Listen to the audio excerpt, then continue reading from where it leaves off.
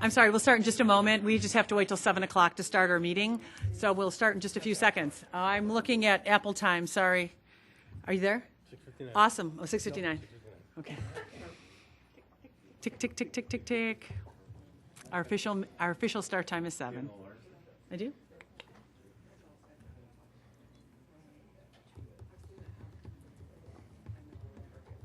Okie doke. Thanks. Good evening, everyone. Thank you for your patience. And this Board of Education, since 5:45 this evening, has been in closed session for purposes, hold on, I just had a, no, for purposes of appointment, employment, compensation, discipline, performance, or dismissal of specific employees of the district or legal counsel of the district, collective negotiating matters between the district and its employees or their representatives, purchase or sale of real property for the use of the district, including meetings held for the purpose of discussing whether a particular parcel should be acquired, and finally, litigation when an action against, affecting, or on behalf of a particular district has been filed or is pending before court or administrative tribunal. So with that, I will entertain a motion of coming out of closed session. I move to come out of closed session. We have a motion and a second. All in favor? Aye. Thank you. Motion carries. Any objections? No. Okay. I heard a lot of ayes. With that, I will welcome everyone this evening and refresh everyone's memory on our mission to educate students to be self-directed learners, collaborative workers, complex thinkers, quality producers, and community contributors. And with that, I will, our schedule a little bit different tonight, public comment. And I think there is one slip if there's any other people that is there anyone else in the audience that would like to speak to the board this evening? And I'll refresh the rules. If you're here to speak representing a group, you would have 5 minutes, an individual 3 minutes. And we will ask Mark Bailey to come to the microphone, and he's representing the NUEA.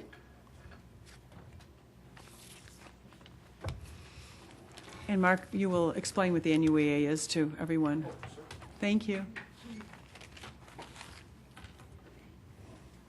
Hi, my name is Mark Bailey, and I'm Two blue lights. Two blue. You got it. Used to be one blue. It's new and improved. New and improved. My name is Mark Bailey. I'm the president of the Naperville Unit Education Association, and I represent the over 1,400 teachers and certified staff. And I just wanted to come this evening to just offer my congratulations to the candidates that are now going to be seated on the board this evening. And Terry, Mike, and Susan, I look forward to continued service along with you. And I thank you for the service that you've done and all that you've meant for this district. And I look forward to working with you now and in the future. So, thank you. That was it. Thank you very much, Mark. Thank you. Our next agenda item is our consent agenda. I'll entertain a motion for a consent agenda, please. I'll make a motion to adopt the consent item 5.01, just that one, adoption of the personnel report under the consent agenda. Second. Great. We have a motion and a second. Ms. Bell, please. Romberg? Yes. Crowley? Yes. Fitzgerald? Aye. Wadke? Yes. Yench? Aye. Price? Yes. Fielden? Yes. Motion carries. Thank you. And we have an announcement. We do have an announcement, and the unusual board calendar or schedule for this evening really works to this person's benefit. Normally the consent agenda is a little bit further down, and you have to stay with us a while.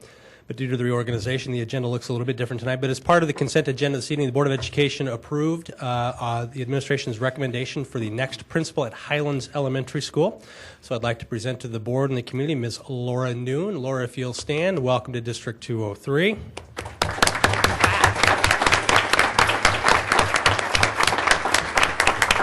Just a couple quick things about Laura. I know we'll all get to know her very well. But Laura began her professional career in 1992 as a teacher in first grade at Oakview Elementary School in the Valley View School District.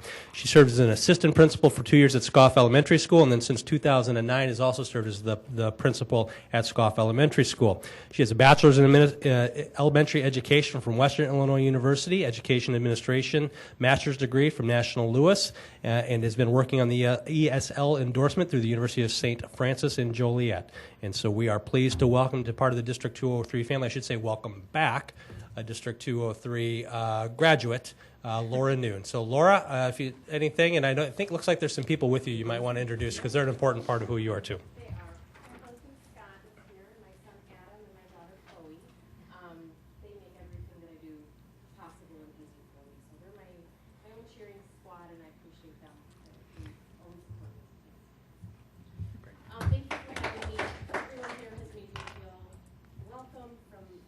day one last year when we started our journey together. It's been fantastic. I'm a very proud resident of Naperville, and I am so thrilled to be able to come back and be able to serve within the community now. So I look forward, hopefully, to many, many years of collaboration with all of you. So thank you for this opportunity. Thank you so much. We're thrilled to have you.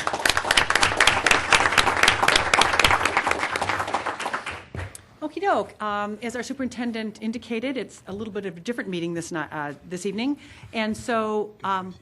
Oh, I'm sorry. Good news. That's right. That was good news. Now That was very good news. We have some Sorry more about good that. news. We always like to share good news on We have more both good adults news. and kids, and this is brand new news that was communicated to us today from the U.S. Secretary of Education Arne Duncan when he announced the 51st class of U.S. Presidential Scholars, recognizing 141 high school seniors for their accomplishments in academics or the arts. Just a little bit about the program. Presidential Scholars demonstrate the accomplishments that can be made when students challenge themselves, set the highest standards, and commit themselves to excellence. The 2015 scholars are comprised of one young man and one young woman from each state, the District of Columbia and Puerto Rico, and from U.S. families living abroad, as well as 15 chosen at large and 20 U.S. Presidential Scholars in the arts. Created in 1964, the U.S. Presidential Scholars Program has honored almost 7,000 of the nation's top-performing students with the prestigious award given to honorees during the annual ceremony in D.C. And we are pleased to announce, thanks to the Department of Education, that Naperville Central High School student Siki Liu has been named one of the students from Illinois. So congratulations. We will recognize her formally at our May 18th meeting. But that is great news that I wanted to make sure we shared today. Awesome. Thank you. Okay, here starts the beginning of our different than normal meetings. In our agenda item 7.01, although this procedure is not required by law, our board has a tradition as part of our reorganization following an election to adjourn the current board sine die. Sine die is a Latin expression meaning indefinitely or without a date for a future meeting. The action indicates that the board organization is in its current form will no longer exist, and that will begin the process of reorganization. I'll entertain a motion for sine die, please. So moved. Second? Great. Thank you. We have a motion and a second. All in favor? Aye. Any opposed? Awesome. Thank you. And again, I will offer everyone a welcome to our mission to educate students to be self-directed learners, collaborative workers, complex thinkers, quality producers, and community contributors. And hold on, let me get going here. And our next agenda item is to review the election results. Provided for your review in section 9.01 is the canvass of the votes for the April 7th, 2015 consolidated election. The information serves as a basis for announcing the new members who will be seated on the Board of Education. And a congratulations goes out to Susan Price, Terry Fielden, and Mike Yench. And they're all seated together tonight. We usually keep them apart, but tonight they're together. And with that, I will ask you to entertain our oath. So we'll have our oath will be administered. I will administer it, or if somebody else wants to. Pardon me? I'll get it for you. Yeah. It's found in 10.01? 10.01. Oh, that's not it. Got it right here. Well, it's up behind you. Sorry. Yeah, there you go. Oh, I was on the wrong thing. There we go. Yeah, I do.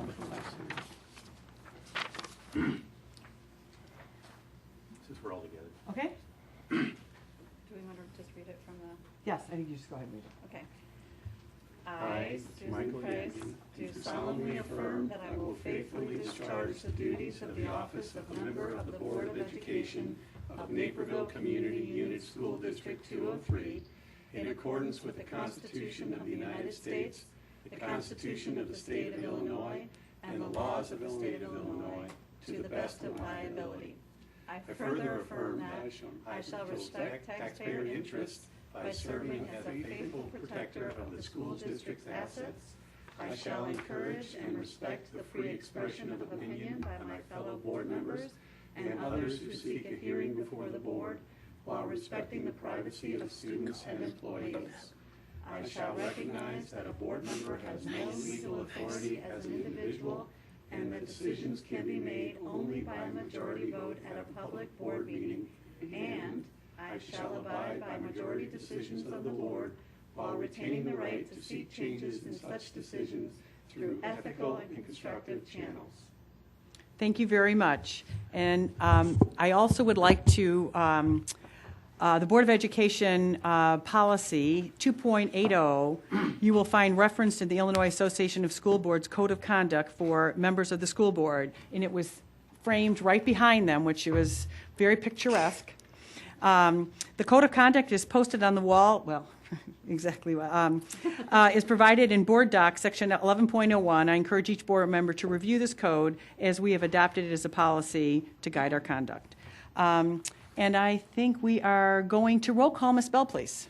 Sure. Board members present: Mike Yench, Susan Price, Terry Fielden, Jackie Romberg, Donna Wanke, Susan Crotty, and Kristen Fitzgerald.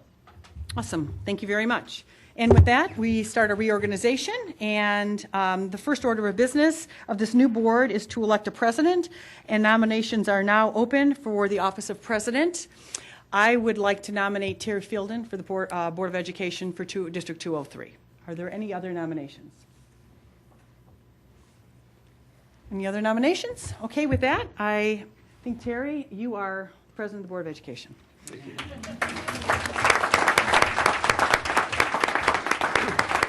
And you don't want me to curse.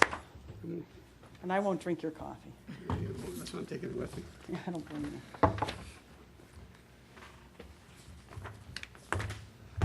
Can we just recognize Jackie for her? I'm sorry? Can we Wait. recognize Jackie for her long service? I am going to do that. You want to do that now, or do you want to? We should just Let's proceed to the do- next item. Yes, thank you so much, Kristen. Yes, I would like to do that. Please. Okay, thank you very much to the board. I appreciate your confidence and support.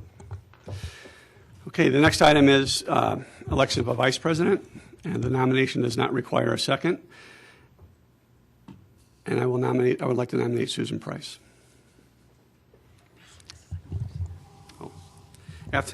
Sorry, you should show me that.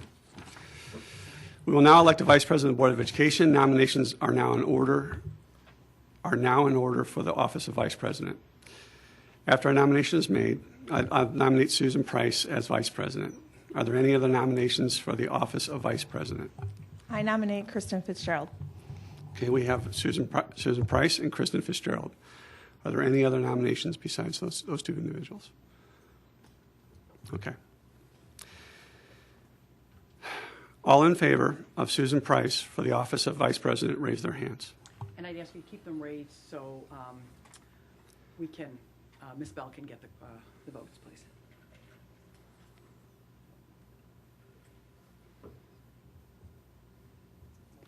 Okay. Got it? 5. Okay. All in favor of Kristen Fitzgerald for the office of vice president, raise their hands.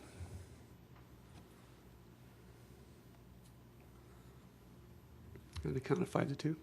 5-2. The vote is 5-2. By receiving a majority of the votes cast, Susan Price is elected vice president of the Board of Education. There you go, my dear. I'm getting moved again. I'm not going to take this personally. It's pretty kind of convenient, though, that everyone's over here. And look who I'm sitting next to. Old times. You guys have to change nameplates too. Yeah, right, Yeah. exactly. I apologize for the little, I didn't realize there was a script I had to I'm follow. sorry, Terry. It went so fast. That's okay. I didn't know how you Be- were down the lane, yes.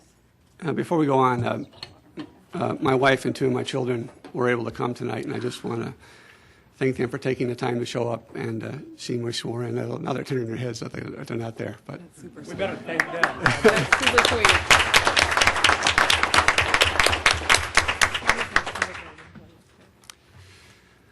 okay, and as Kristen suggested, Jackie Romberg did ask for a minute to express her thanks to the board. So, Thank you. Are we sharing this? No. Oh. Thank goodness. I want to thank my colleagues for your support and trust you've placed in me over the last 2 years as president and the last 4 years preceding that as vice president. I've enjoyed every conversation with you and will remain a very active member of this Board of Education. I remain committed to work so that every student will have the opportunity to develop their own unique potential through access to quality educational programs and supporting learning environments, while continuing to exercise a responsible financial stewardship. This is an amazing school district with administrators and staff that only can be described as extraordinary. My heartfelt thank you.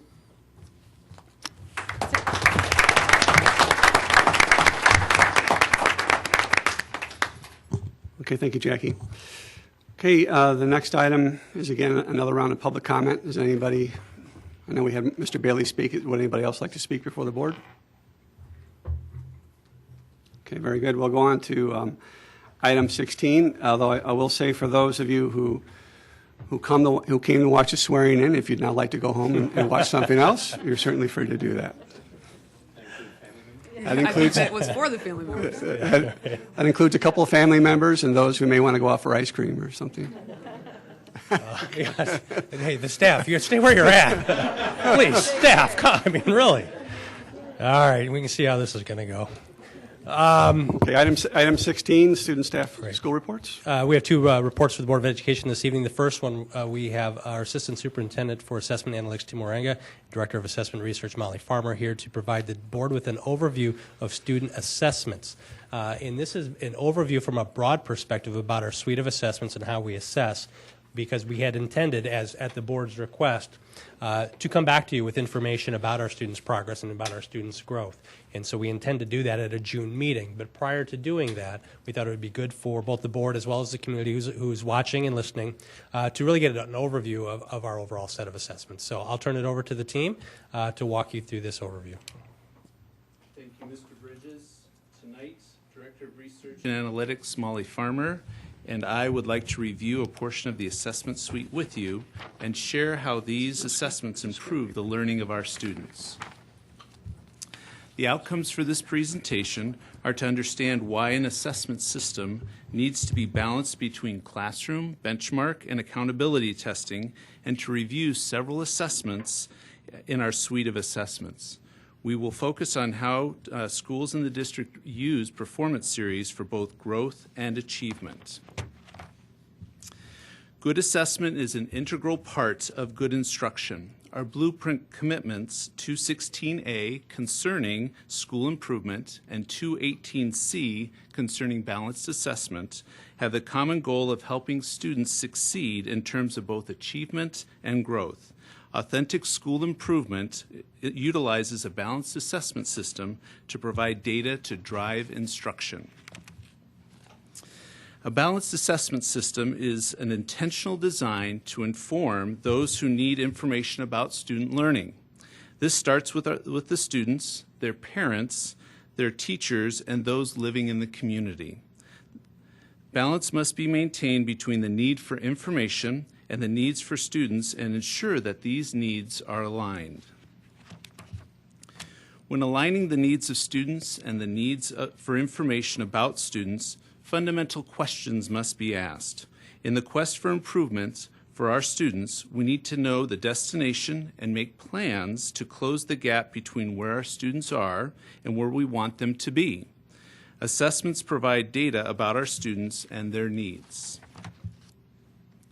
We break down assessments into three categories. Each category serves different purposes for accountability, student learning, and communication of progress.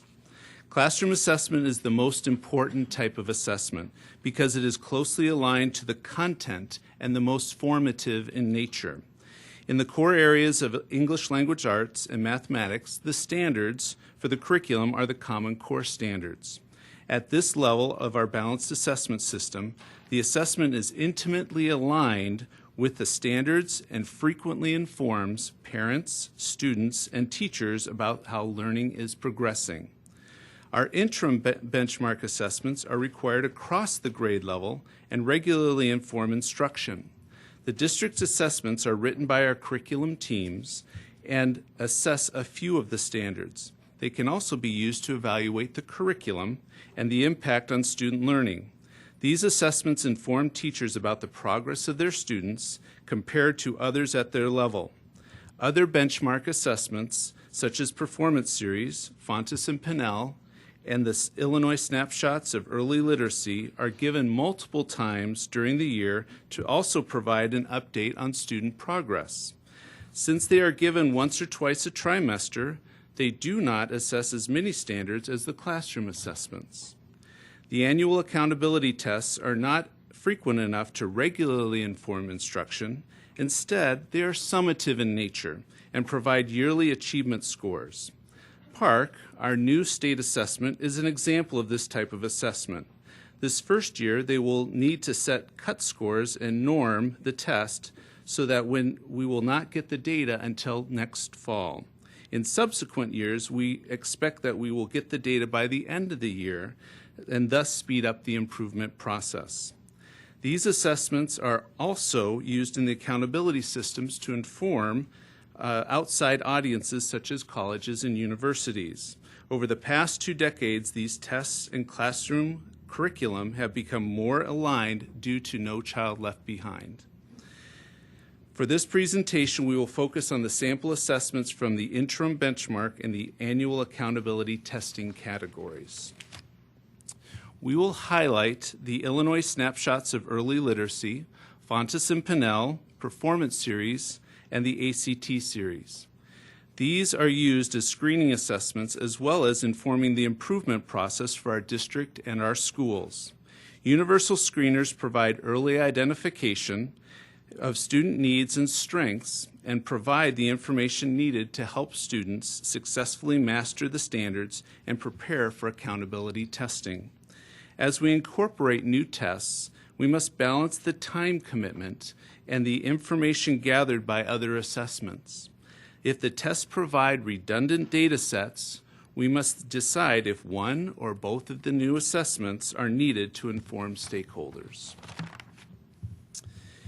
In the past, our schools have been evaluated using achievement scores. Students in specified grades were given the state test to see if they achieved mastery. No consideration was given to how much growth the student accomplished.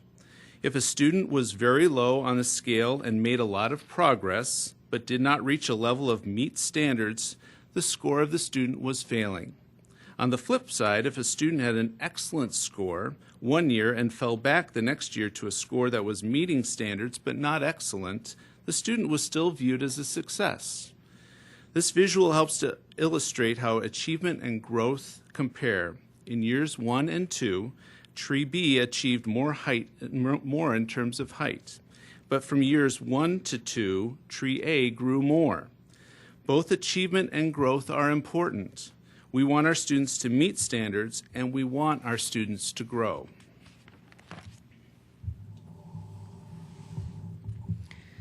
A multi-level system of support has a quick screener that allows schools to identify students' achievements. The Illinois Snapshots of Early Literacy is a great way to assess our primary students at the beginning of the year, monitor students we are concerned about during the winter, and see growth in the spring. In our district, all students take the assessment in kindergarten and first grade. For the dual language program, students take it in both English and Spanish in kindergarten through second grade. As you can see here, the students take most of the assessment one-on-one with an adult, with the exception of the second grade spelling test being full group. Since these are quick measures, each sub-test is called a snapshot. The snapshots given, as shown in the table, are predictors of a student's reading ability. It is a great way to get information about our students who are not yet readers. The number of items a student gets correct can be compared to students across the state for a percentile. Teachers can get a breakdown for each student to help aid with planning instruction, which can include grouping students. The Fontes and Pinnell is used as a deeper diagnostic assessment for reading.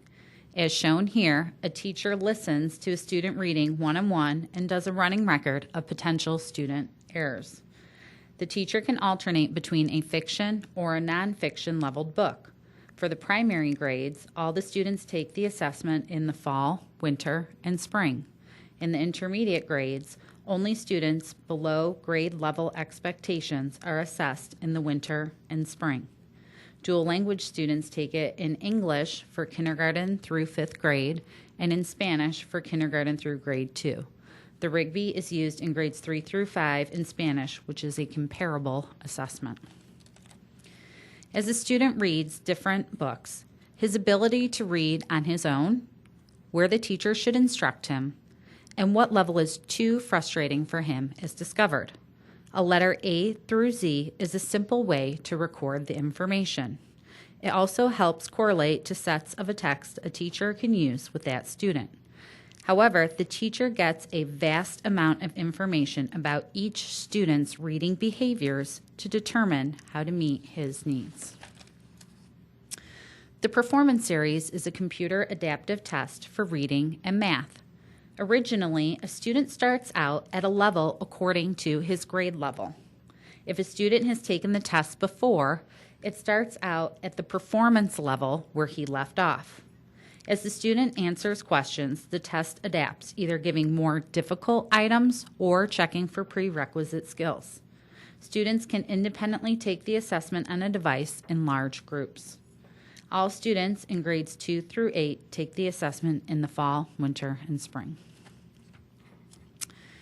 When finished, a student has a scale score that can be used over time for growth. To analyze scores further, Performance Series conducts norming studies regularly. The most recent full norming study was in 2012 to 13 for grades 2 through 8. Additional data is continually collected and norms added to as large enough sample sizes are reached. Of note, kindergarten and first grade norms were just released this school year. However, algebra and geometry data is still being collected. This allows the scale score to be converted into a national percentile rank, or NPR, to compare students to peers across the nation. For each grade, the national percentile ranks have 4 groups or quartiles for achievement, and 10 groups or deciles for growth. The range for each group is listed on the slide. To drive instruction, teachers can look at a single student's suggested learning objectives, or she can look at the whole class by a standard. Both help to plan differentiation at appropriate times in the curriculum based on how her students are performing at that point in time. The two measures for achievement and growth are fundamentally different. The charts on this slide try to show the difference. The left chart illustrates achievement. The scores from the norming group were analyzed to place the students into 4 equal groups, also referred to as quartiles. That means a district could expect to have 25% of the student population in each group when looking at results compared to the nation. For an individual student, his NPR means the percentage of students in the norming study who scored the same or below him. A label is given to each of the 4 performance bands that appear on reports for staff and parents. They are labeled on the left chart. The right chart illustrates growth. Targets are based on groups of students with similar characteristics, such as age and achievement. Targets can be set by the entire grade level, quartile, or decile. Deciles are used to personalize each student's target as much as possible. Each student is given an annual target based on the average growth for their decile group. The target is calculated by taking the difference of the group's average fall and spring scores. Since the targets are based on the average means gains, students in the norming study were placed on a bell curve. That means a district could expect to have 15 or 35% of students in a growth category based on approximately 1 standard deviation. The growth categories are labeled on the right chart. Using these 2 different measures help us to understand each student better. It also helps to identify achievement gaps and monitor if we are closing the gap with different groups. Throughout the rest of the presentation, we will use a 4th grade student taking the math test as an example. In the fall, he earns a scale score of 2,305, which equals a 38th NPR. That means the student scored at or better than 38% of his peers across the nation. This NPR will put the student in the 2nd quartile, which is between the 25th and 49th NPR. This NPR would also fall into the 3rd decile group of students between the 31st and 40th NPR. Expanding from our example of 1 student, we have the whole district's achievement data from the fall and the winter of this year. As explained in an earlier slide, statistically, one would expect 25% of students in each quartile. in the graph shown here, there's a heavier distribution in the high average and above average bands. That means our district is scoring better than expected nationally. This has been typical of the last 2 years since giving performance series universally.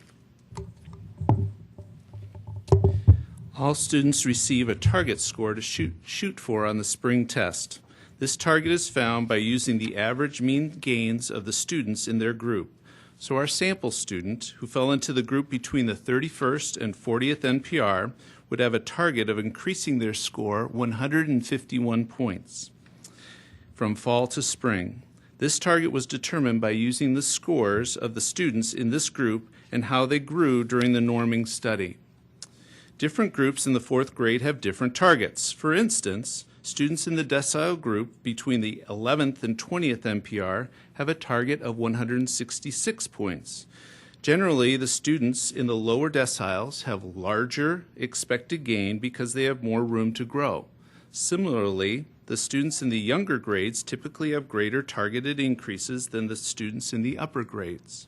So performance series measures both the achievement of the student and their growth, with the growth measures being the growth score targets being determined by the historical growth of students with similar age and achievement during the norming study. Since this targeted gain is based on averages, it is expected that about 50% of the students will meet or beat their expected target. That also means about 50% of the students are not expected to hit their target. A student may miss their target and still be showing growth. They are just not matching the growth rate of the norming population. If more students hit the target consistently, then during the next norming study, the target would increase. So this target is strictly a comparison of how other similar students grow. Since part of the balanced assessment system is communication with stakeholders, it is important to communicate clearly with parents and the community this expectation. So if more than 50% of the students hit their growth target at a school or in a subgroup, it is a celebration. If they do not meet this standard, then a plan should be developed for improvement. So as teachers and schools look at performance series data, they measure the students in the winter to see if they are halfway to the target, adjust instruction, and then measure in the spring to see if students are hitting their targets.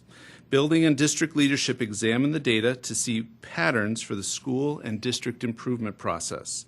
As we look at the data, we look to see if schools climb above the 50% of the students hitting the target. If schools are below the 50% hitting the target range, then they examine, reflect, discuss, and adjust. As we discovered when we looked at performance series achievement data, our students show exceptional achievement compared to the general population. These charts show that our students also do well in meeting their growth targets. As Molly explained previously, performance series categories for growth are labeled far below, below, above, and far above. The yellow lines denote the expected growth value in each category. If you add the far above in blue and the above in green, you get the percentage of students who met or exceeded their growth targets. It is expected nationally that you would get 50%. For reading, 2 years ago, our district percentage was 59%, and last year was 55%. In math, 2 years ago, 55% of our students met their target, and last year, 57%. The data shows that our students were achieving and they were growing. Our schools have used their winter scores this year to inform their improvement process and have either completed spring testing or will complete testing soon. In high school, our students still take the ACT their junior year. In preparation for this college entrance exam, we give the students tests created by ACT. The Explore, Plan, and Practice ACT provide families and our schools with information about how ready our students are to attend college or enter a career. In the past, we did not have the data for the families until the fall. We now grade the Explore, Plan, and the Practice ACT in-house, so families found out their scores this year within a month of taking the test. We have these scores for review this spring and summer by our school improvement teams. In the fall, we will still present the ACT data from the graduating class. Next month, we will provide a data review of the assessments discussed tonight. Some of these assessments are being completed now. All of these assessments are benchmark or annual summative assessments in our balanced assessment system, which provide data and information to families and schools to further improve the learning of our students. We will now take your questions. Okay, thank you very much. Any question? Susan? Thank you, President Terry. I appreciate that. A little prompting here from the Vice President. Can you explain to me how maybe a student's learning would be changed or tailored to them when you knew these scores as opposed to the student that's sitting next to them? Sure. As an example, if we were using, for instance, the Fontes and Pinella as an example, when they assess those students, there is a leveled response to that. And so the letter that the teacher has observed for that student will use that to help guide the selections of resources. So those for are like the students. bins in the classroom, and they say, "Oh, go pick an F or a G book," and then the kids know that, and then they get tested again, and they say, "You can pick anything up to this or whatever." Correct. And does it get harder as they climb up? Like, is it easier in the lower grades and harder? You know, I feel like just my parental experience in 9 years of junior high was that, you know, it was much more. It was much the same to all the students, whereas elementary school was more targeted, and then high school they pick classes that are much more targeted. So, how do you address those things? Okay, so, for instance, when they, as they get older, they also look at the age appropriateness of the selection, and so we might have a student who age appropriateness. They might select something that would challenge the student in one grade, versus in another grade they might select a student some research material to help them along the way and select the actual level that they're at. So is there more differentiation in junior high now than there used to be? Because I've seen it in elementary school. I haven't seen it as much. I haven't had the opportunity to see it in junior high. We're growing in that regards, and that's Okay. often using like the performance series. I'll give you a different example from performance series. When a student gets their score in performance series, that what the teacher sees is they see not only the score of the student, but they can go into the system and find suggested learning objectives for that student based on the Common Core. And so those objectives, the teacher can actually see a list of students who mastered that standard, and then other students who did not show mastery of that standard. And so that they can then, as Molly mentioned, that's information could be for grouping or for individual work with those students at their level. And how do the teachers get, you know, how can they turn this information around several times a year to put it to practice in the classroom to improve student learning? Well, again, since the performance series is given 3 times a year, that they would review that data soon after that, and they would also use that information in their PLCs. And so they'd have a discussion of professional learning community with, say, other 6th grade English teachers. They'd have a conversation about how would you address students and help them with their needs in terms of this objective, and they could have those kind of academic conversations. And then at the very end, kind of the testing, the ACT, you know, many parents do pay for educational training for the ACT. Does that skew the results?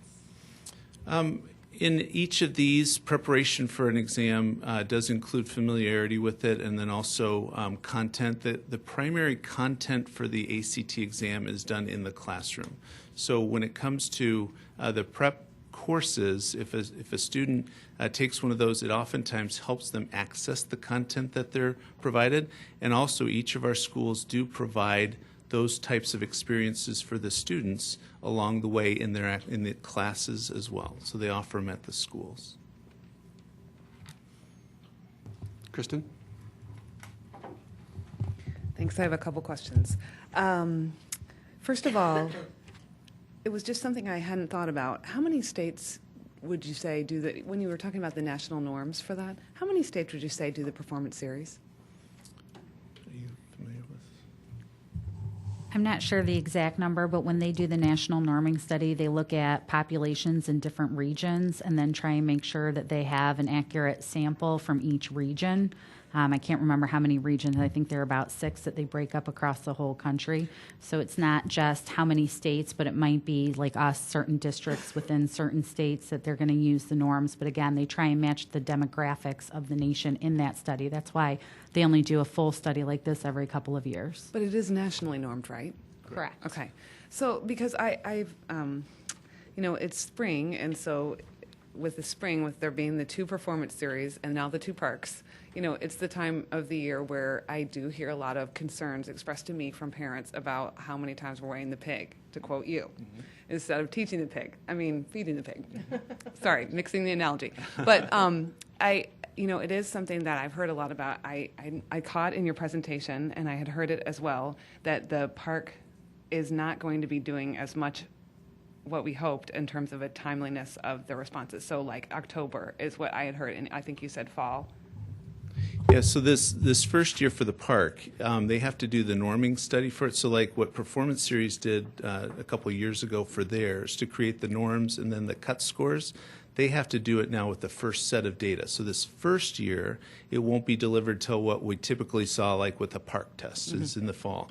Whereas in the subsequent years, why it's called an end-of-year assessment for the upcoming one, the goal is that with that last assessment being all technology delivered, is that they'll have all the essays graded, because that's why it's given a little earlier, and then put it with the technology-enhanced ones at the end of the year, and the students should walk out the door with an actual score in the next few years. So you're confident that, well, you're hopeful, I can't really say confident, but you're hopeful that they will be able to come through on that, and that it would be helpful and continue to be helpful for us as a growth measure as well as a timely assessment for the for the achievement.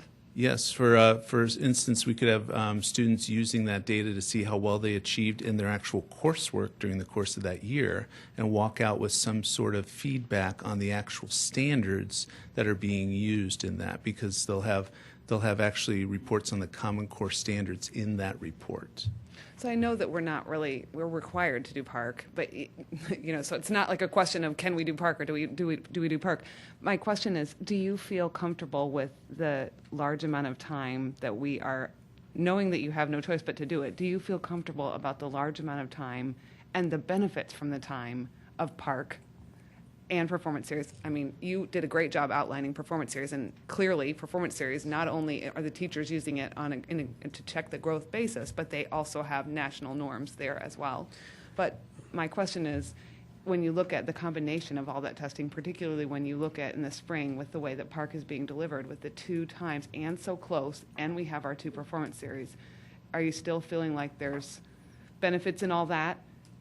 Understanding we have to do it anyways, or are there any changes that you think would be important for us to advocate for, just given that, we're a district that has implemented it all well, we're not looking to avoid it, it's just we're looking at that long-term, okay, we want to be careful that we're protecting all of our instructional time, and we're getting the benefits from this national test that only has 10 states now for park, et cetera.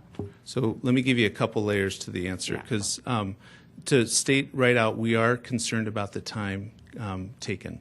We're also, though, confident in if you're going to give a valid and usable test, it's going to take time. Okay. So as an example, if I were to compare the usefulness and validity of this state test versus the state testing we've had in the past, I would far outweigh this one because of its connection to our actual curriculum. Okay. So that is our hope.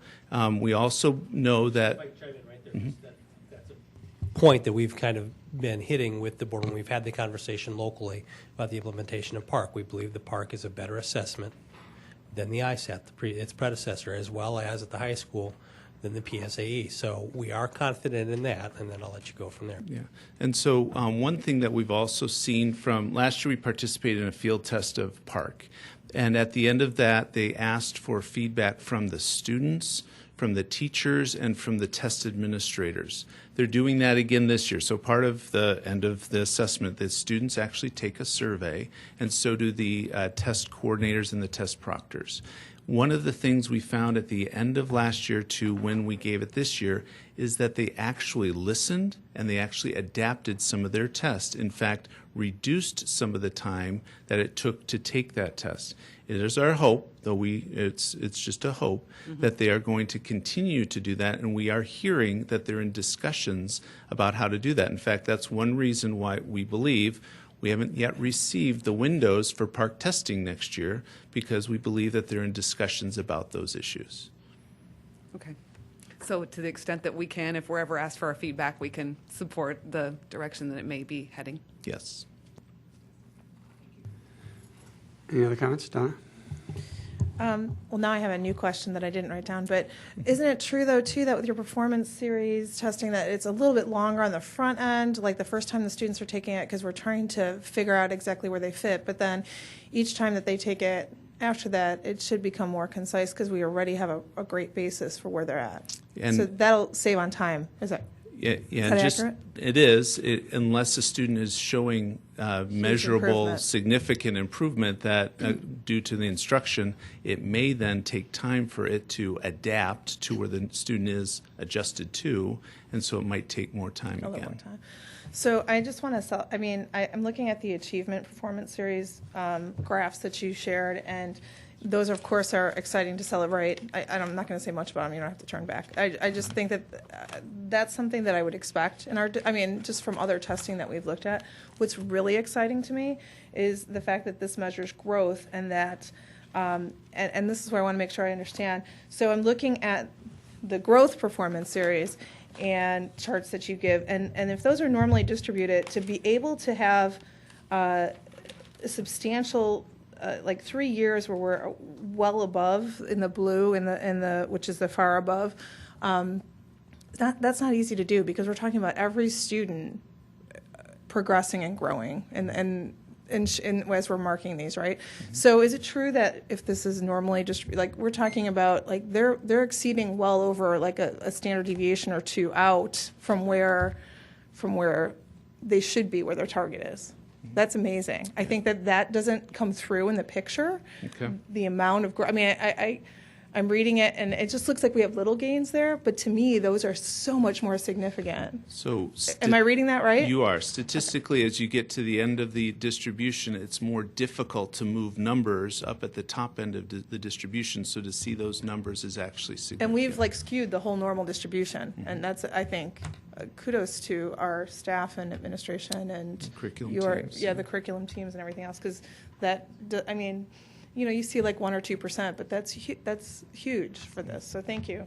Very exciting, and I love the performance series that we measure growth, because that really gets to every student, not just those who are performing at a lower level and needing to grow more. So thanks. Anybody else? Mike? Just first of all, thank you very much. But a quick observation: 4 of us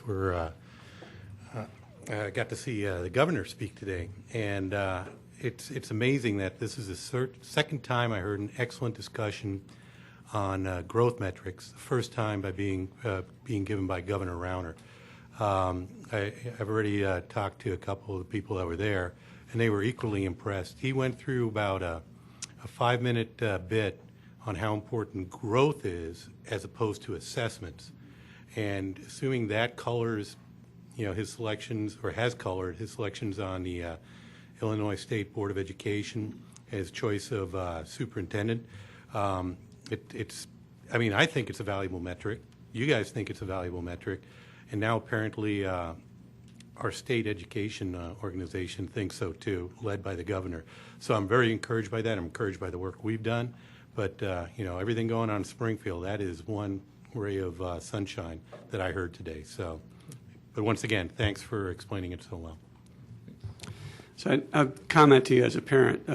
Having the scores and so forth, it's very easy not only for the parent to see the assessment, but for the child to see their own assessment. And to piggyback on what you were saying, Susan, it's a double-edged sword. And the student makes great leaps and so forth.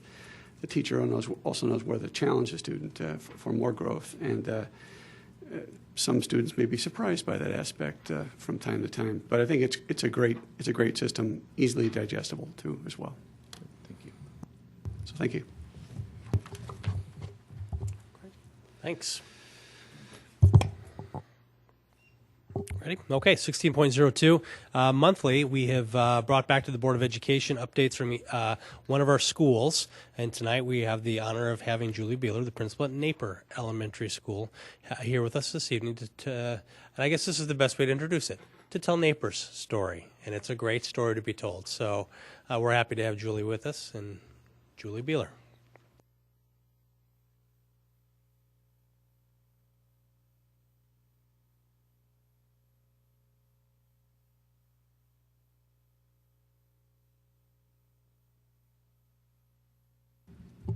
We'll make sure that our PowerPoint goes on here.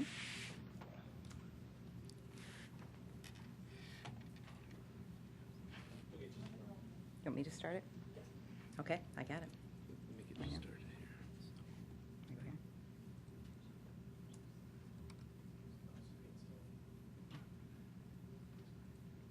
Don't make me do the budget presentation. That might be a little bumpy. Julie, that gives me a great idea. We could just start random board presentations. As we have a variety of presenters coming, we could just choose the presentation that you have to give. And it'll be a surprise. I'm sure she could. I will,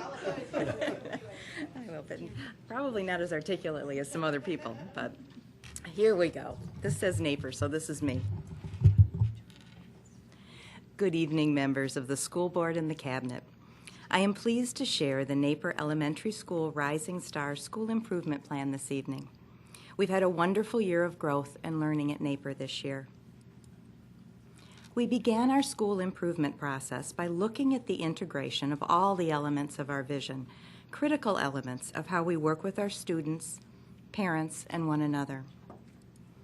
Then we layered the steps of the strategic blueprint, providing the scaffolding.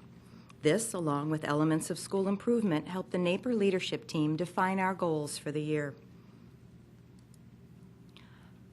Our first goal focuses on making sure we differentiate our learning strategies and tasks for all students. Our second goal focuses on our professional learning community fine-tuning our data analysis abilities. And our third goal focuses on making sure our students have clear learning targets and are engaged in the learning and self-reflection process. As you have listened to the different Rising Star presentations, I'm sure it has been affirming to hear how connected the school improvement plans are with our district and with one another. All 22 of our schools are special and unique, and I am here tonight to create a deeper understanding of what makes Naper Elementary School special. Our students are truly the heart of everything we do. We have a long history of educating students, first as Naper Academy, built in 1851. Naper Academy was in charge of helping the children of our first Napervillians grow and learn in school. This photo was taken on the first day of school at the original Naper Academy. We look a little different now, don't we? As we move into today, the students are our focus. Those students in the picture have grown and changed just as Naper School has. I would like to invite you into Naper School to share our Rising Star School Improvement Plan with the students as our focus. You will see several vignettes that illustrate our plan at the student level. One of the things that sometimes surprises people about Naper School is our diversity.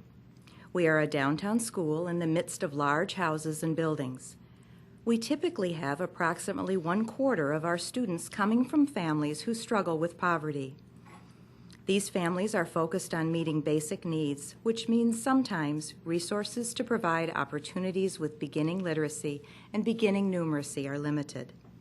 We have worked with a more diverse population at Naper for quite a few years, giving us the opportunity to develop our skills to differentiate instructional strategies. I invite you to take a look at these 3 little ones. This was taken on the first day of kindergarten. They were beginning their journey of learning. I'm captivated by their joy, their excitement, and their potential.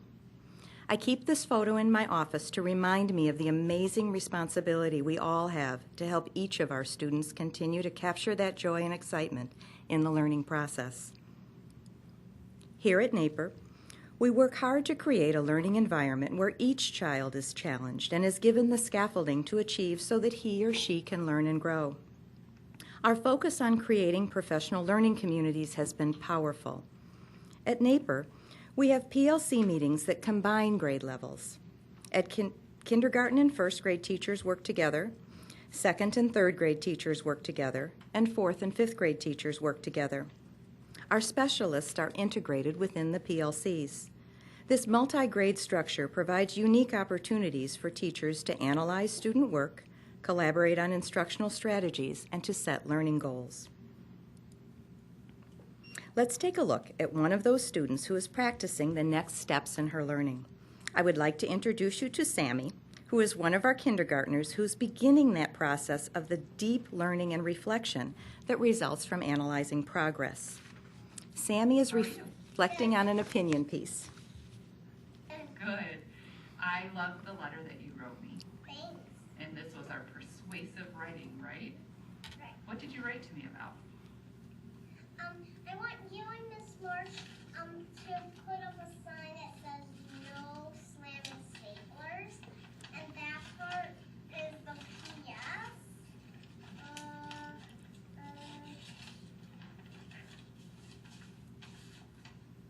Would you like to read it to me? Sure. Dear Mrs. Fair, some people in K now are slamming the staplers. You know that's a bad idea. Second, kids can't concentrate. Please, pretty please think about it. Thank you, from Sam. P.S. I want you and Miss March to put up a sign that says no slamming staplers. Wow, Sammy, that's incredible. I love that letter. Sammy, I want you to take a look at your journal. Okay. And I want you to look at the very first entry in your journal from one of the very first days of kindergarten. Yeah, on the second page, that made me my first writings or the second one. So what does this one say? It says alligators shed off their skin. Wow, look at your writing there, Sammy, compared to your writing in the letter you did for me. What do you notice?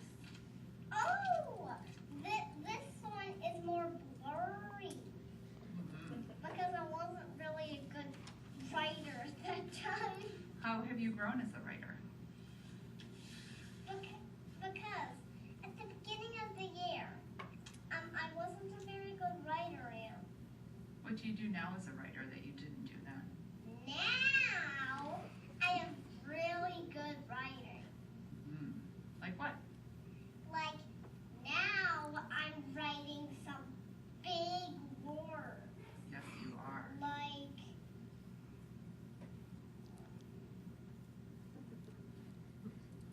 Like responsibility. Wow. How about how much you wrote? How much did you write in your journal? We can get How many sentences?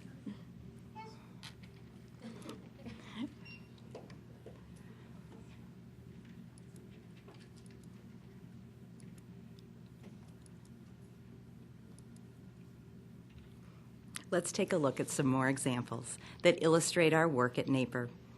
The example I would like to share that illustrates our first goal is how we analyze growth and progress. At the beginning of the year, our kindergarten and first grade PLC analyzed the data from their Words Their Way assessment. The teachers grouped the students based on where they were within their learning progressions, and each group received small group instruction to target the next steps in their learning. The teachers evaluated progress and regrouped students as they progressed at different paces. With our most recent assessment, we see our kindergartners' progress. The blue box indicates the district's expectation for first graders at the end of trimester 1. Looking at the gray bar within the blue box, you can see that the vast majority of our kindergarten students are at the end of or beyond trimester 1 first grade expectations as we near the end of kindergarten. The example I would like to share that illustrates our second goal is focused on changing up the instructional strategies in response to student growth. In looking at our winter 5th grade performance series growth data, our 4th and 5th grade PLC team saw that 38% of our students were on track to meet their target by the end of the year. The 4th and 5th grade teachers shared their strategies and changed the structure of delivering interventions to 5th grade.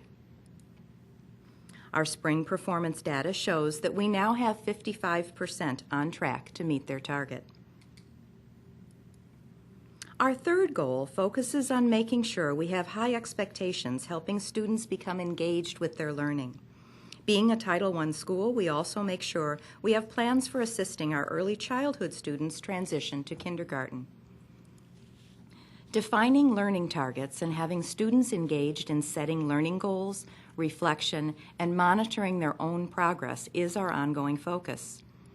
The last example gives you a picture of what our focus on learning targets looks like from a student's perspective. Please meet John. Focusing on learning targets. We have. Can you tell me how this has helped your learning? Well, usually we start a unit and we have 3 to 4 learning targets to work on. And learning targets usually help you what you need to work on. So maybe if you're doing 2-digit numbers multiplied by 2-digit numbers, maybe you're not good at multiplying one of the digits by the other. And that would be something that you need to practice. And maybe you have all the other digits down. And so I think that learning targets kind of help you focus on one thing at a time, and helps you focus to learn more.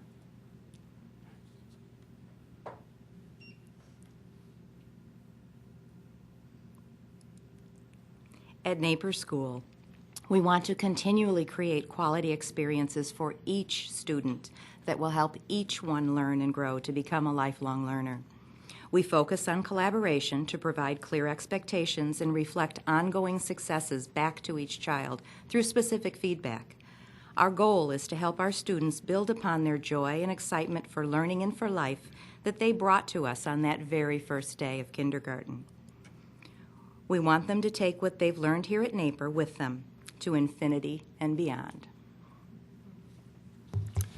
Thank you, Julie. Just very nice. because it's so cool. Would you introduce the 3 students in this picture for the board? The 3 students in this picture are my son Blake on the far left and his buddies Tim and Catherine, and they've been buddies since that first day of kindergarten. Is this them on the first day of kindergarten? It is, yeah. And we have to give a shout out to Catherine, who felt the need to organize the picture, knowing that we had that picture. She had it on her Facebook and thought they had to duplicate it, so that's, yeah. But that's what we want for our kids. We know that Napier is a beginning for our students as they move through our system. Okay, thanks, Julie. I just have one question. Did you put up the stapler sign or no? Did I put up a what? That's slide. Because it seemed to be pretty important. Absolutely. Yeah. Would you refuse Sammy when she asked that? It was a very convincing argument. So. Don't you think? Okay, She had some good reasons there. Yeah. Any questions from the board on the presentation? Sure. Great job. Thank you, Julie.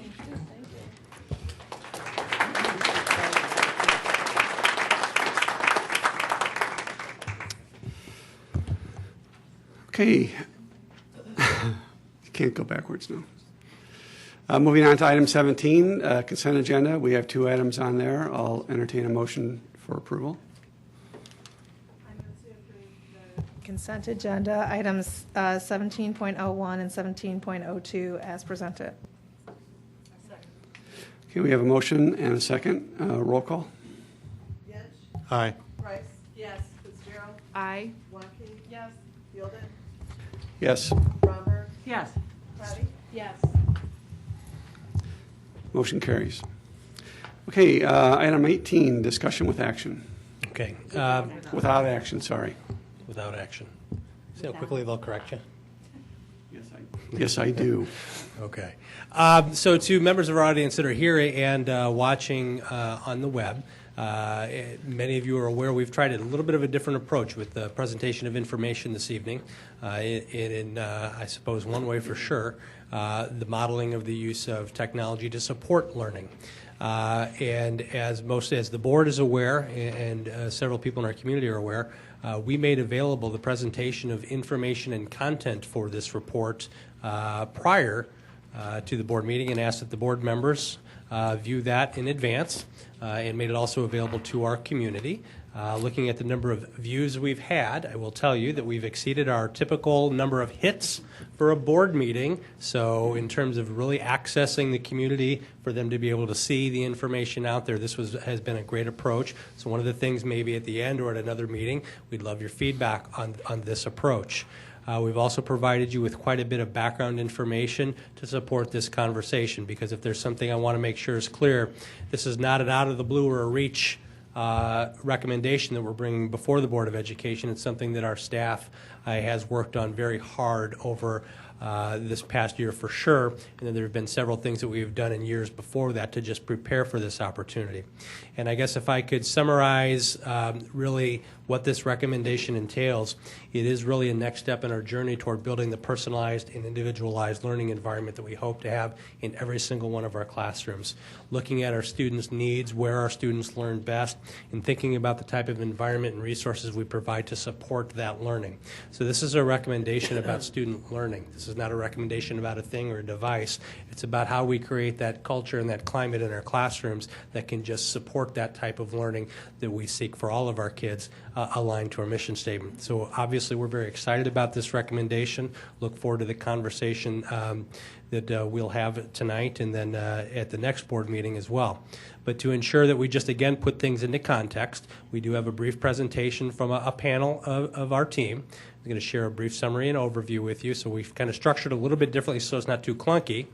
And it's that row that's right back there facing the Board of Education.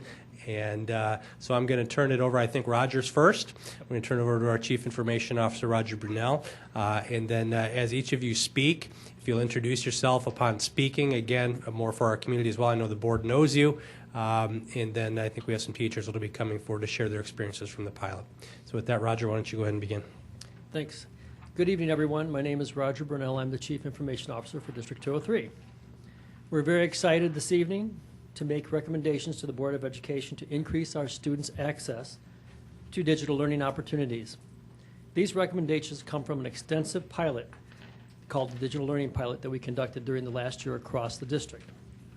The Board of Education and the public have had the opportunity to review this presentation in a detailed version online in a video-audio format, and it's also found on the Board Doc site. That presentation was made by several of our district leaders who are here with us tonight, including Dr. Jen Hester, our Chief Academic Officer, Joe Jaroszewski, our Director of IT Infrastructure and the Project Manager for this effort, Jane Willard, our Assistant Superintendent of Curriculum and Instruction, Melissa Hampton, our Director of Professional Learning, and me. We are also delighted to be joined tonight by 3 Digital Learning Initiative teachers, Jamie LaPrairie, 3rd grade teacher at Kingsley, Josh Lewis, science teacher at Jefferson Junior High School, and Joanna Wilson, social studies teacher at Naperville North High School. Each of these teachers participated in our Digital Learning Initiative pilot. I'd also like to thank many of the people, all the teachers, staff, students, building leaders, and administrators, and parents who were involved in this initiative and lent their expertise and feedback throughout the process, culminating in this recommendation. Tonight we'll highlight the major components of the online version of the presentation, and we'll provide an opportunity for our teachers to share some of their experiences with transforming learning in their classrooms. After our teachers share, we'll move on to board discussion and questions. Next slide, please. In our presentation, we shared the alignment of the digital learning recommendations to 2 of our strategic blueprint commitments.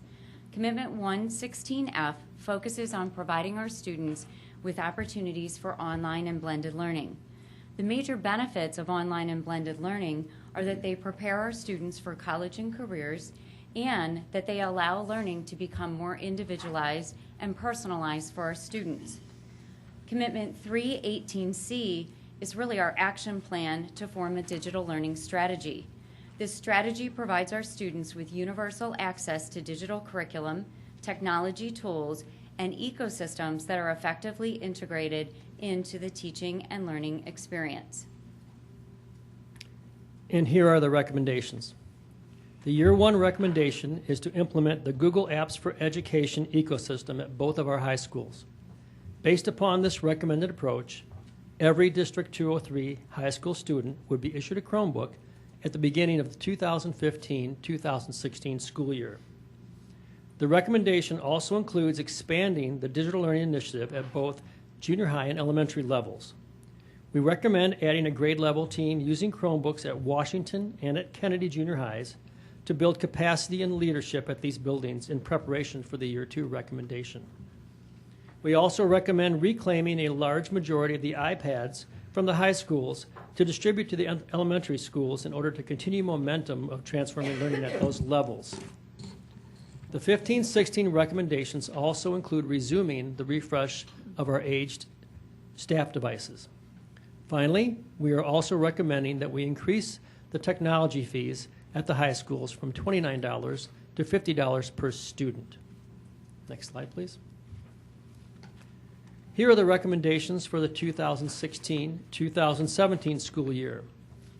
During this year, we will implement the Google ecosystem and the Chromebooks across all junior high schools, as well as continue with the elementary Digital Learning Initiative program. As we showed in our 9 to 12 recommendations, where curricular needs for specialty areas such as Project Lead the Way and art, we will retain non-Google environments to support them. We would also reclaim a large majority of iPads from the junior high level to distribute to the elementary levels in the same manner as we would have done the year before when reclaiming iPads from the high schools. Finally, we are also recommending that we increase student technology fees at the junior high level from $29 to $50 per student. Next slide, please. And here are our Year 3 recommendations. In Year 3 of the program, which is the 2017-2018 school year, we would implement at the elementary levels. For this level, Apple was the recommended ecosystem based upon its ability to meet the needs of learners at this level. The Chromebooks were a strong runner-up at the 3 to 5 grade levels. After further discussion and review, it was agreed that the K through 2 students would remain at a 2-to-1 ratio with the selected ecosystem of Apple, while grades 3 to 5 would move to a 1-to-1 ratio in either the Apple or the Google ecosystem. Based upon advances which Google is making in the education space, along with the rapid growth in the educational tools provided in the Google Apps for Education environment, we want to reserve a final recommendation on the 3 to 5 levels and monitor over the next 2 years, as our pilot program did provide input that the Google Apps for Education could be viable at those levels. Finally, we are also recommending that we increase student technology fees at the elementary level from $29 to $50 per student. The recommendations for the Digital Learning Initiative provide teachers with clear expectations for engaging students in digital content and instructional methods. In the first year of implementation for each of the given levels, the implementation plan provides substantial professional learning to support teachers in meeting those expectations. We feel that the expectations will impact student learning and that they are reasonable and achievable for our teachers. During the second school year following deployment of devices, expectations will move toward creating more transformative learning experiences as teachers increase their levels of expertise in digital learning designs and in supporting technologies and tools. Phase 1 of the professional learning will focus on building awareness of blended learning designs and district policies for safe internet use and digital citizenship. Phase 2 will focus on helping our teachers on their journey to transform learning for their students. And finally, Phase 3 will provide ongoing professional learning as our teachers move into more practice and application of digital learning instructional techniques. This slide shows the total gross all-in cost of the recommended approach. You can see 2 models illustrated over the 5-year cost horizon. The top model illustrates the cost of our recommendation, assuming that the K-5 levels continue to move forward with the Apple ecosystem, while the bottom model reflects the cost should we consider the Google Apps for Education ecosystem and the Chromebook devices for the 3 to 5 levels. The cost for DLI devices are assumed to be least cost based on a 4-year product life cycle. Next slide, please. This slide shows the net cost of the recommended approach. This view includes the cost offset by increasing the student technology fees from $29 to $50 per student at each level in the year that their implementation takes place, and applying those fees to the program. Finally, we have included an average of what has traditionally been budgeted for in the IT area for teacher and student devices as a benchmark to demonstrate the total net cost at the bottom of each table. At this time, we'd like to provide an opportunity for our teachers to come up and share their experience with transforming learning in the Digital Learning Initiative. So again, we have Joanna Wilson, Jamie LaPrairie, and Josh Lewis. They're going to come up to the front and speak from the podium. Yep, you can have a seat.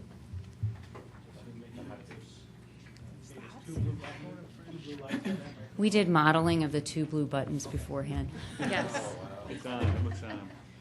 We forgot to include that part in the video presentation that we put on, so.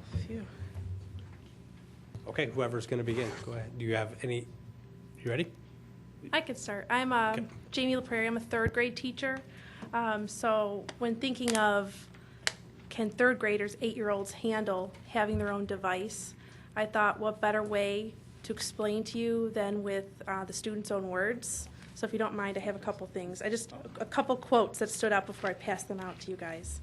One of my students wrote, this gets me so it's hard. Do you think students in our school should have their own device? I definitely think we should. Lots of persuasive writing skills here. This year, my classes had their own Chromebooks and could take them home. First off, everyone was responsible. No one broke theirs. That was like big accomplishment number 1. Also, we learned to be responsible by charging them at home and taking good care of them. Having our device helped us with our learning. The Chromebook has helped me in practicing math facts, has helped me when I did not know something, I could look it up. I now know how to research. Did you know that kids research and write at home? And then one other quote that really stood out to me, just in terms of how this makes an impact to every child, is from one of my students who typically has a lot of struggles in his learning day. In 3L, we do a lot of stuff on our Chromebooks. Good word choice. For example, we share Google Docs with each other and co-write stories. We even made our own presentations on Google Slides on animals and for parent-teacher conferences. The Chromebook helps me because sometimes I have trouble with reading. The Chromebook helps me by reading it out loud to me, or I can talk to the Chromebook and it types what I say. It makes me feel better because now I don't have to worry about not doing it well or looking different. To me, that is the piece that stands out. You'd think 8-year-olds, can they take care of it, be responsible? Absolutely. It was, in my mind, a non-issue.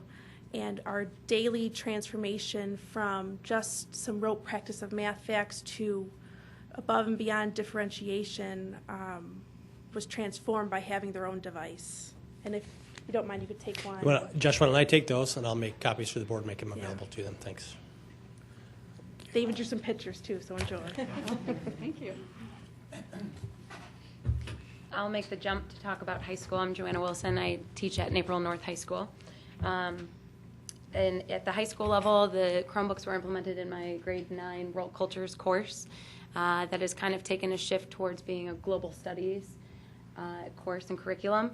I found that through the use of Chromebooks, the ability to bring forth current events, relevant information, and to have students have their eyes open to the world around them was absolutely seamless. It was, students were inquisitive, inquiring about global events, action plans with Iran, ISIS, Arab-Israeli conflict. We were able to bring in so much timely and current information. Another thing that students really enjoy is the seamless nature that Canvas speaks with Chromebook and Google. In addition to students also just feeling as though they don't skip a beat in the classroom, when sometimes they could feel so overwhelmed if they miss a day of high school, that they have the ability to really just continue and not skip a beat, that they can contact me very quickly and I could tell them, here's exactly what we did, and everything's provided on Canvas, and they do not miss any sort of learning opportunities or any of the assessments that took place. The ability for feedback between student and teacher it's been a tremendous benefit for everyone. I can quickly provide feedback, informative feedback, to all of my students for an assessment or even just for a checkup. But that communication between teacher and student has been eons a great benefit to my classroom.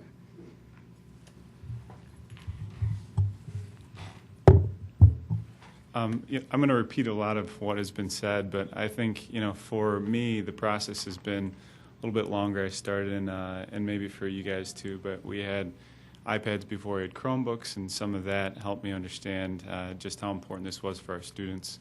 It's difficult for me to distill down all of the things that have changed over the years, but I do know that, the level of innovation for students and the level of innovation for teachers has been increased greatly through the use of these devices, and there are some measurable things that we can focus on, and I'm sure we will. But some of the things that just the interactions and the ability for students to be in control of their learning is something that's really changed in our classroom.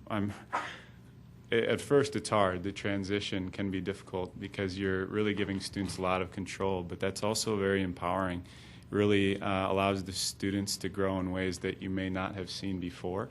And for me, that was the most exciting part of being a part of this digital pilot and having devices in my room, is I was no longer the sage in front of class who, was telling them what was true or not true. They were looking for those things themselves, and I was guiding them through the process of learning and teaching them how to find, I think, I saw you writing this down, credible resources, and just be independent in that learning. So the seamlessness of Canvas and Google is huge. Our district has been outstanding in providing the foundational pieces for us that have allowed us to be successful. I can't imagine our students. There's still paper, but we use it very rarely in my classroom because of that integration. Google Docs and Canvas allow students to live in that digital world very effectively, and it makes, especially for junior high students who are developing skills of organization and responsibility, there's just great benefits to that, where you have students being able to, it's very difficult to lose anything, and that's nice for students. And you have to work hard to lose something. You have to work hard to lose. It's really hard. It's really hard. There are a few ways we've seen, but it's hard. But the other thing that I thought of while you were talking earlier was just the innovation for teachers allows us to be more innovative. It allows us to differentiate more. And yet we've been talking about that. It frees us up. The time we have, at least for me, has become something that's been really rewarding. It allows me to focus on how am I going to shape this learning so that each student does have the personalized and individual instruction that we've talked about. So I'd be happy to take questions. I could go on for a long time, but I'll end my comments there. Do you guys have any closing comments? I mean, in the back row, sorry. We'll leave our teachers here because I'm sure there'll be questions that'll be directed at you if you can respond to. Sure. But Jenna, Roger. We were actually just going to open up the floor for discussion and comments. Okay, so the format by having this presentation and the script provided ahead of time, I have had some questions brought to me already. So I'm going to, rather than the specific questions so that you guys can make sure you ask some of the questions, some broad categories I'll hit on some things that may not have been explicitly hit in either presentation. And again, this is not about the device. Well, let's back up a little bit. Maybe Roger or Joe. Some of the questions have fallen into the line of readiness for this from an infrastructure standpoint, and that we have really been preparing for bandwidth issues prior to this year so that we could be in a position for this recommendation. Can one of you talk a little bit about some of the work that's been done to prepare our network infrastructure to be ready for this type of recommendation? Thank you, Dan. My name is Joe Jaraseski. I'm the Director of Infrastructure Technology for District 203. In preparation for a larger rollout, possibly, of technology such as we've had described here today, we have done a significant number of improvements in our network. We have a very robust process for analyzing any type of threat to our network we call Threat Watch. I'll be happy to talk about that more down the road. We are increasing the internet bandwidth for District 203 from 500 megabits per second to 1.5 gigabits per second, so it's a 2 times increase for that. We have increased our wireless network environment and improved it significantly by the installation of over 1,200 Cisco Meraki wireless access points. That's state-of-the-art AC class technology across our 925 classrooms and our common areas. And a story I love to tell is that when we did our wireless rollout and we're testing it, I stood on the 50-yard line of the Naperville North High School football stadium and had 4 bars. So that was kind of fun to see. So we believe that based on the infrastructure rollout we've had over the past few years, to start with the Canvas adoption, the BOD pilot, et cetera, that we are in a good position, a very good position, to support a rollout of additional technology at the school level. My understanding in terms of thinking about the bandwidth availability, when we think about our staff and our student population combined, we've really looked at the understanding of not only might someday our students have their own device, such as a phone, a smartphone, or a tablet, or a smartphone and a tablet, but then perhaps some sort of district-issued device like a Chromebook. So our population of students and staff together, our bandwidth will really accommodate 3 devices for each individual connectivity without impact to service. Is that how did I understand that correctly? That's correct. We sized the wireless network originally for every wireless access point. We have 1 per classroom, as I mentioned earlier, over 1,200 across our district to support 90 concurrent connections. So that's 3 connections on a 30-student classroom. And as we have done, did a quick analysis this morning in preparation for this meeting, across our district, we found that wireless access points had anywhere between 4 and 182 simultaneous connections, and we had no bandwidth degradation. Now, the recommendation that we're bringing before the board this evening is really focused on the idea of learning, not the device itself. But a lot of questions were submitted were about the device, specifically about things like cost, features on the devices like cameras, reliability, refresh cycle. Roger, Joe, could you talk a little bit about kind of where the Google world, where the Chromebook world is these days, and how devices, Chromebook devices, are a little bit different than maybe what initially. What a segue. Yeah. We're going to pass out the Chromebook device that we're highly interested in. It's a model from Dell.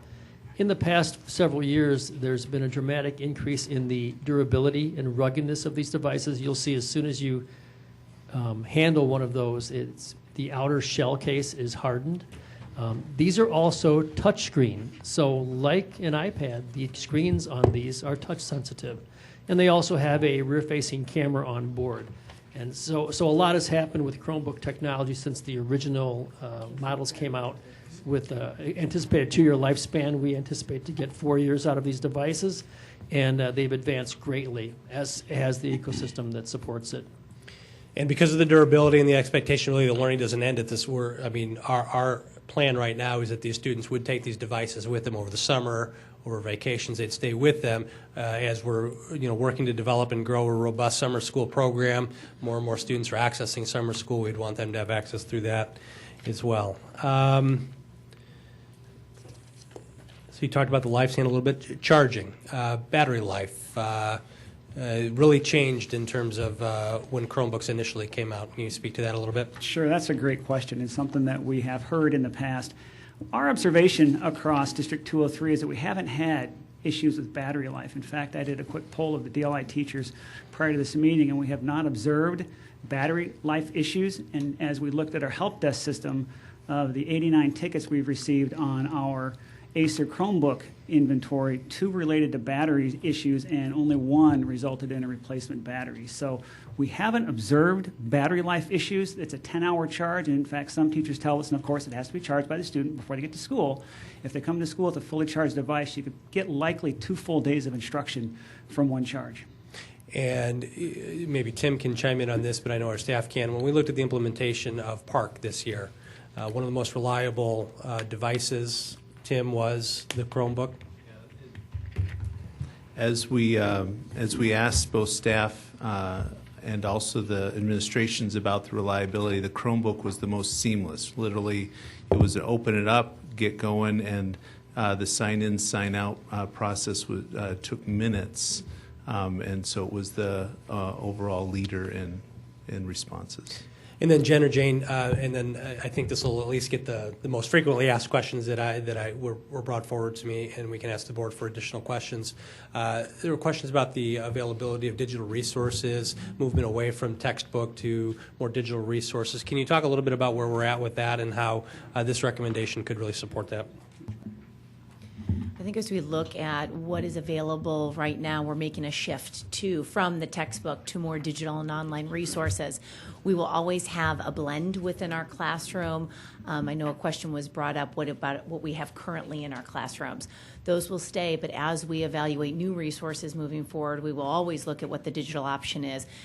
For example, this evening you will see Marketing Essentials that you actually approved back in March. But since then, that company has come forward with a new edition that has more digital access. So that's why we're bringing forward that new edition for approval, because it has more digital capabilities than the previous edition did back in March. So that shows you how quickly things are changing in the world of resources, and that we will always look to see what our core resources are and our supplemental resources in the world of digital. And then as we even look at what text students are, when we think about extended text and novels, what they're engaging in, and will we move from some of our paper text to more of an online text environment for our students. Jen, you're going to add something? I'm just going to add a couple more points to that. One of those is one of the things that we found is it's very dependent on the discipline.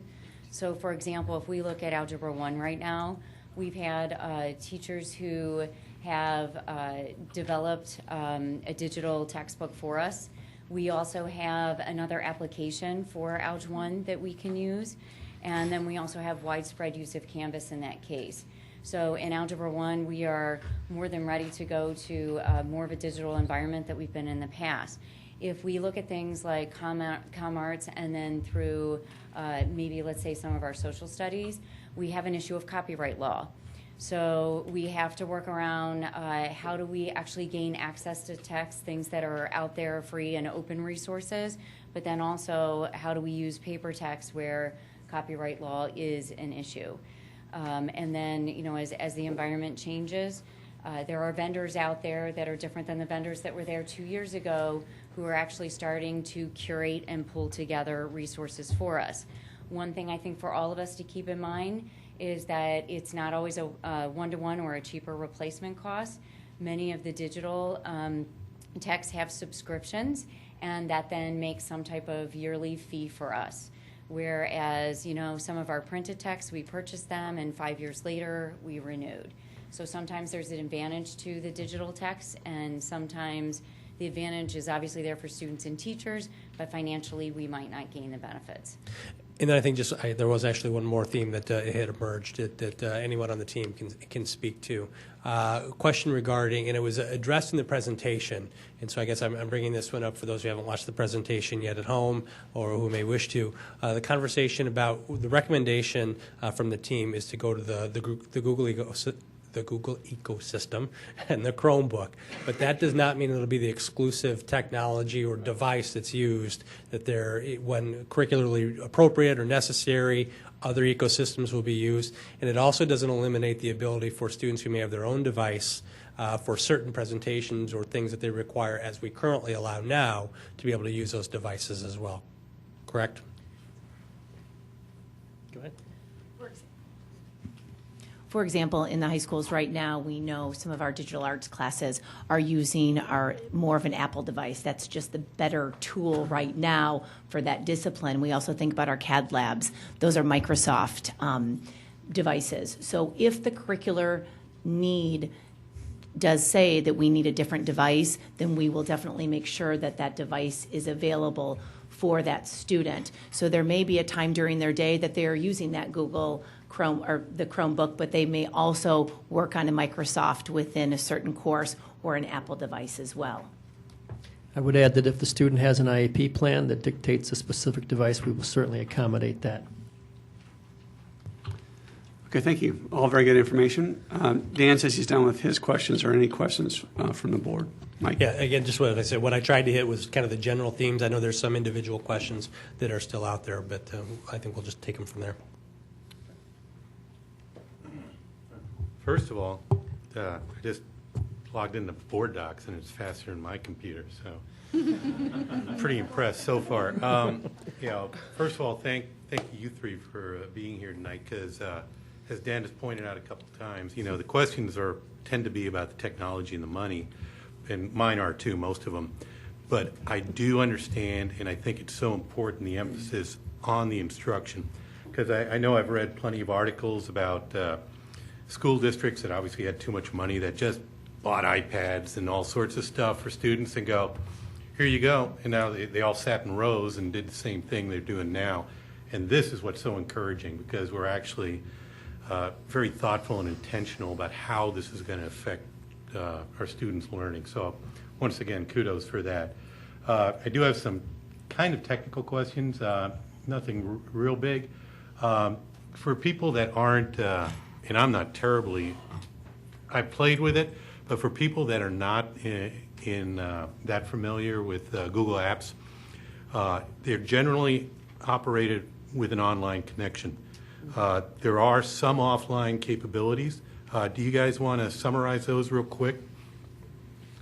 I do think that there's a misconception that because it's a Google Chromebook that you have to be on Wi-Fi in order to continue learning or continuing to do any of your assignments. The device does actually have capabilities for storage on the device. So students, if they've saved their work to their Google Drive on their own device, that they are able to access that even offline. So that a lot of times people feel as though that's a issue, that if they don't have Wi-Fi, they won't be able to do their work, but that's not necessarily the case. We may run into situations where we're going to identify individuals that have some limitations about their connectivity at home, and we are aware of some options that are provided at low cost. But I think as we move through the first phase of this implementation, it's going to help us really discover what those limitations are, and then to be able to identify what solutions would be for individual students. So it's not just you and I were discussing this, to simply, oh, well, there's a few that can't, so let's move on. We're going to have to ensure that, if we're really talking about the transformation of learning, that it does transform learning for all students. And so I think this is an important next step in terms of how we think about moving forward, what are strategies that we can to support students who may not. You want to add to that, Roger? You look okay. Yeah, perfect. Thank you. Another question is on, well, first of all, another kudo. Very thoughtful, beginning a kind of a pilot program at Kennedy in Washington so that they also develop the corporate knowledge to move into their, assuming it's approved, the year 2 phase, and not start from scratch, that they have the same head start that the other junior highs had. So very thoughtful there. A little bit of a technical question, and you guys might have access to this, but I know the back row would. When I looked at Khan Academy over the last couple years, they're very thoughtful about the individualized, blended, going straight to individualized learning, where an instructor, when you're teaching the class on whatever the course would be able, it's built in almost, that you can follow the individual student's progress in your class in real time. I don't think Google Apps provides that. I know there's other products.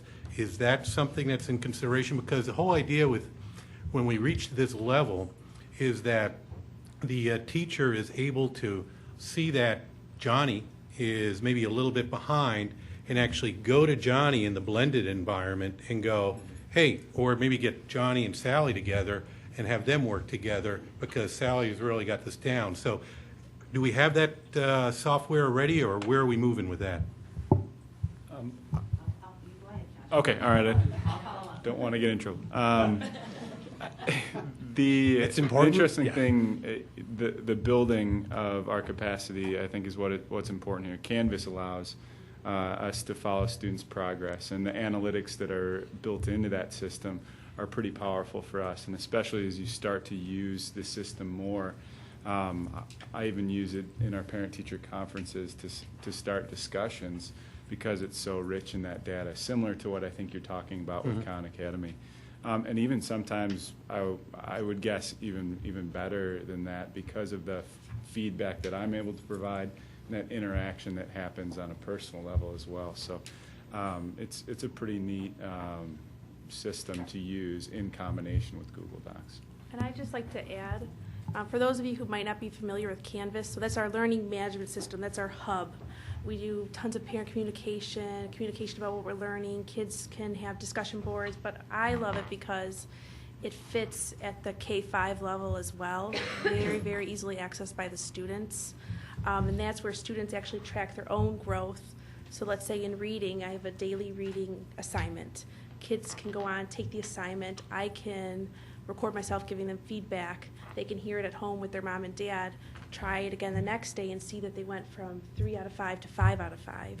So that piece, also with the analytics, is I can go in and say, based on the standard from yesterday's reading, I have 18 out of my 23 meeting that target.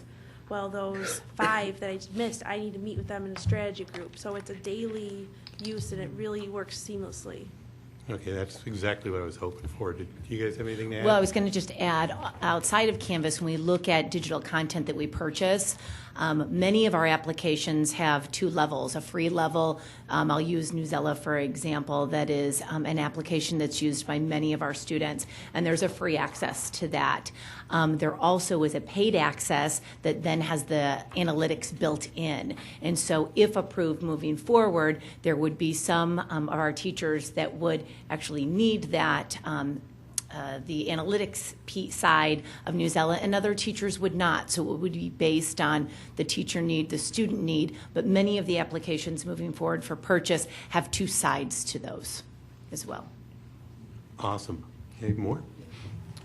So we're, in addition to the teaching tools we just heard described, we're looking at technology classroom management tools as well. Hapara, for example, has an entire suite of classroom management tools that Google is telling us will soon put inside the Chrome operating system, but in the meantime, we'll be looking at third parties that do that. And additionally, if you look at the upper corner of the screen, of the back of your Chromebook, you'll see an outlet strip that has 7 colors on the outside. So it's on the, flip the panel, the screen down. Could you guys share? I'm going to move that over there. Well, you guys brought. There's a 7 color LED strip on the outside of the monitor. Look on the other side. There you go. So as a student is using the device and that is facing the teacher, those 7 LED lights can be activated by software that the teacher may be using to determine is the student on the right web page, did they answer the question correctly, 7 different colors for that. That's a differentiator today from the Dell device from others, and as you know, devices will leapfrog each other, but that's something we found was really interesting. Did they build that, did Dell build this specifically for education, or are there other uses They did. for that? It's specific for education, that's correct. And I've been, talking too much, but one more question. This should be a quick one. When I see how far these Chromebooks have come in the last several years, and their cost especially, I assume the costs right now are projected for current costs going forward.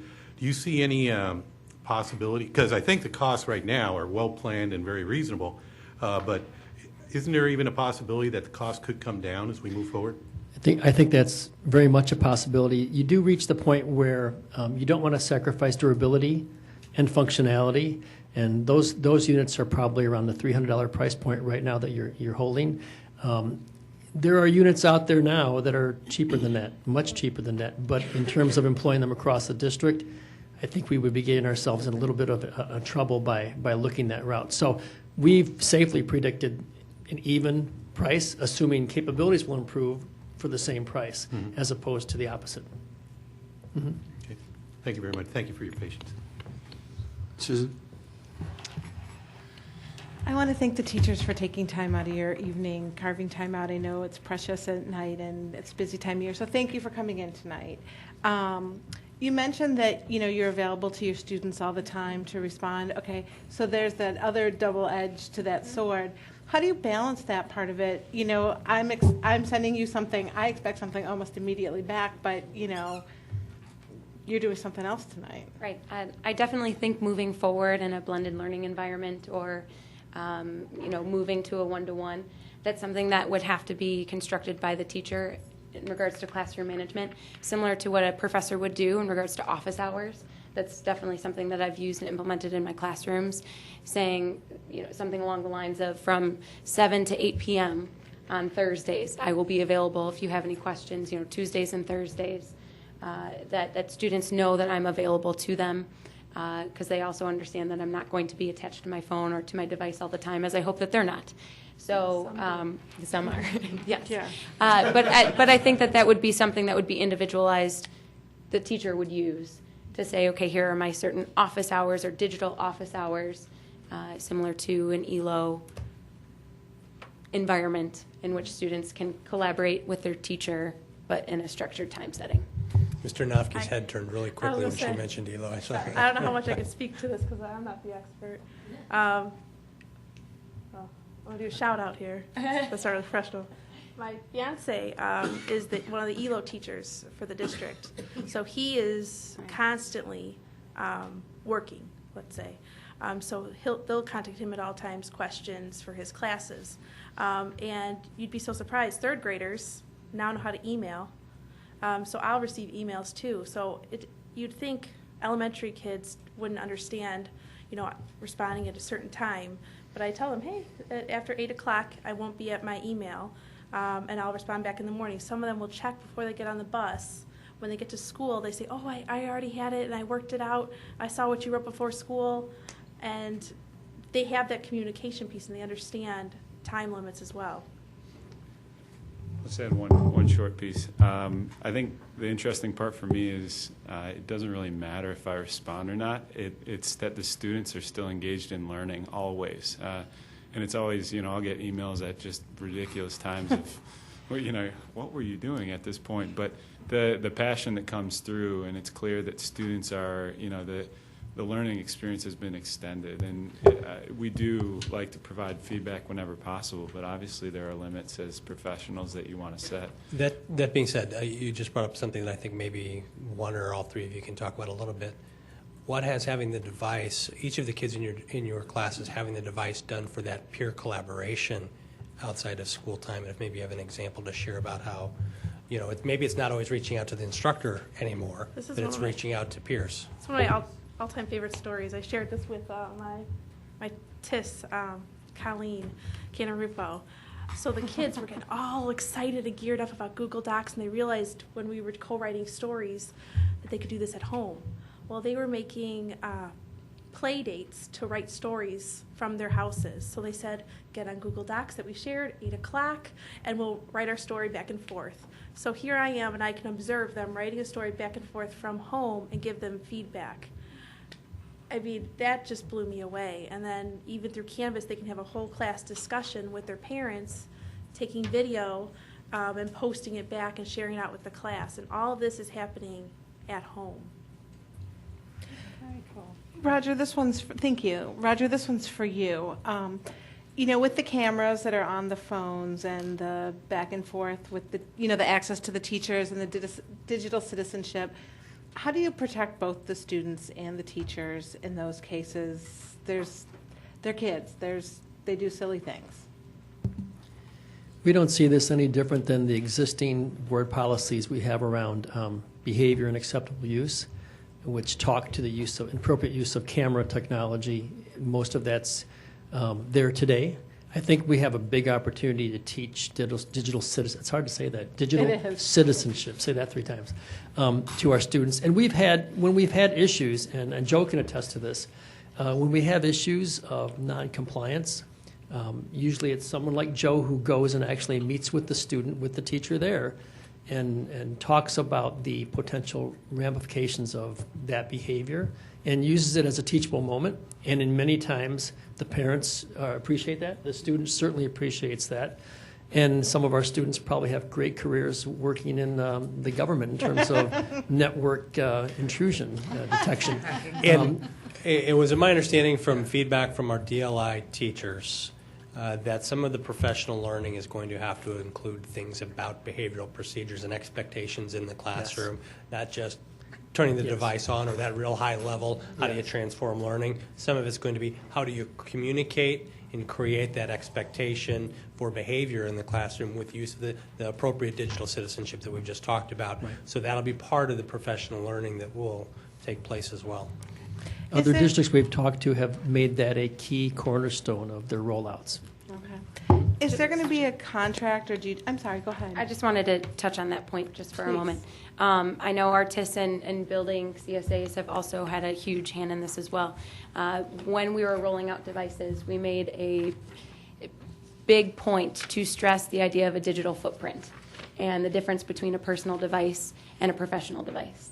And so we wanted to, kind of set the stage and set the foundation that before we were to transform learning and to collaborate and to do all of these really great things that these devices can provide to our classrooms, we had to first have the conversation of digital citizenship. And I think transparency is essential for parents and for students as well as teachers, so that they know exactly what's expected of the teacher, of the student, and of the parents, and what their digital footprint looks like. In the 21st century, they have to learn, what are they posting out there in the wide world of the web. Roger, this one's for you or for Dan. In terms of handing the kids the computers, did you do some type of contract with them, an understanding with the parents? How does that part work? Joe will address that. Thanks, Joe. That was a concern we had. For the pilot, we had an acceptable use policy that was rigorous, that must be signed by both the parent and the student, that indicated what were allowable and acceptable uses of the device. And both the parent and the student had to have signed and understood that prior to the device being issued. We plan to continue with that, should this be approved, perhaps enhance it or modify it as we've learned through the course of the pilot. But we found that that was a way for the student to acknowledge that they have seen, they have heard, they have read and understood what's expected of them. Like when they sign to get their that registration. Let's see. Oh, I know what I was going to ask you. So now we're back to renting, leasing computers. So I've been through, we're not going to lease, we're going to buy. It makes better sense. Now it's, we're not going to buy, we're going to lease. And I know things are reciprocal. Could you just go through that? And I know the whole world's changed since then. For what we're moving towards, leasing makes total sense. It allows us to procure and obtain many more devices earlier on. And the best part about it is it's a predictable cost outlay. Where before, when we purchased devices, we had spikes in capital dollars being spent. And those spikes could range by millions of dollars based upon when devices age out of the system. With leasing and what you see in the financial model, that includes both staff and student devices. So basically, once that cost stabilizes, you can consider that a somewhat stable cost for this utility going forward for the district. So it's predictable. And as Mr. Yanch said, it could actually go down over time. And it's sustainable, and it gives us a lot more options to have more devices in the hands of students earlier on than the capital outlay. And if your student forgets to charge their Chromebook, or they thought they had enough for the next day, what are kind of their options? So that's, go ahead. You guys lived it. Go ahead. Joe is kind enough to provide us with some backup chargers in each classroom. We have a couple of those in each of our middle school classrooms, and it's surprisingly, it's not a huge problem for us. It happens every once in a while. We all have those days that we forget to do those things, but that's covered by the few backup chargers that we have in our rooms. It hasn't been a huge problem for us, at least at the middle school level. And what about the stealing or losing of devices? We have had very little of that through the course of the pilot. We don't anticipate that to be a problem of any great magnitude during a larger rollout. If a device is unavailable for the student, the rollout financial modeling shows a 5% spare pool, so we can issue a student a device. And with the ecosystem with Google, it is a completely transportable sign-in. So a student that had a Chromebook, left it at home, gets Chromebook, logs in, and their entire profile's there. So we don't anticipate that to be a problem. In the reference calls we've had with many districts in Illinois and around the country, surprising that hasn't been that much of a problem for them either. I think the students realize that this is a device that is critical to their education, and it does not have any type of, if you will, street value outside of what I might use it for my educational use. It does not? I don't believe to the student it does. I believe to them they need it for their homework. Okay.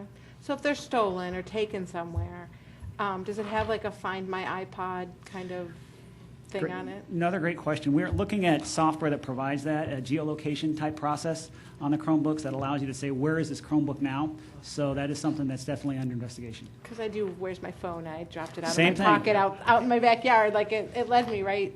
It's the right- same thing. right out there. Susan, can we let? Sure. Ask? I think that was everything. I just thank you. Okay, it's great questions. Anybody else have any questions if they want to offer? Go ahead, Kristen. So I have a couple of questions, some of them which relate to some of the topics that you've started to cover, but I just want to make sure that I have things correct.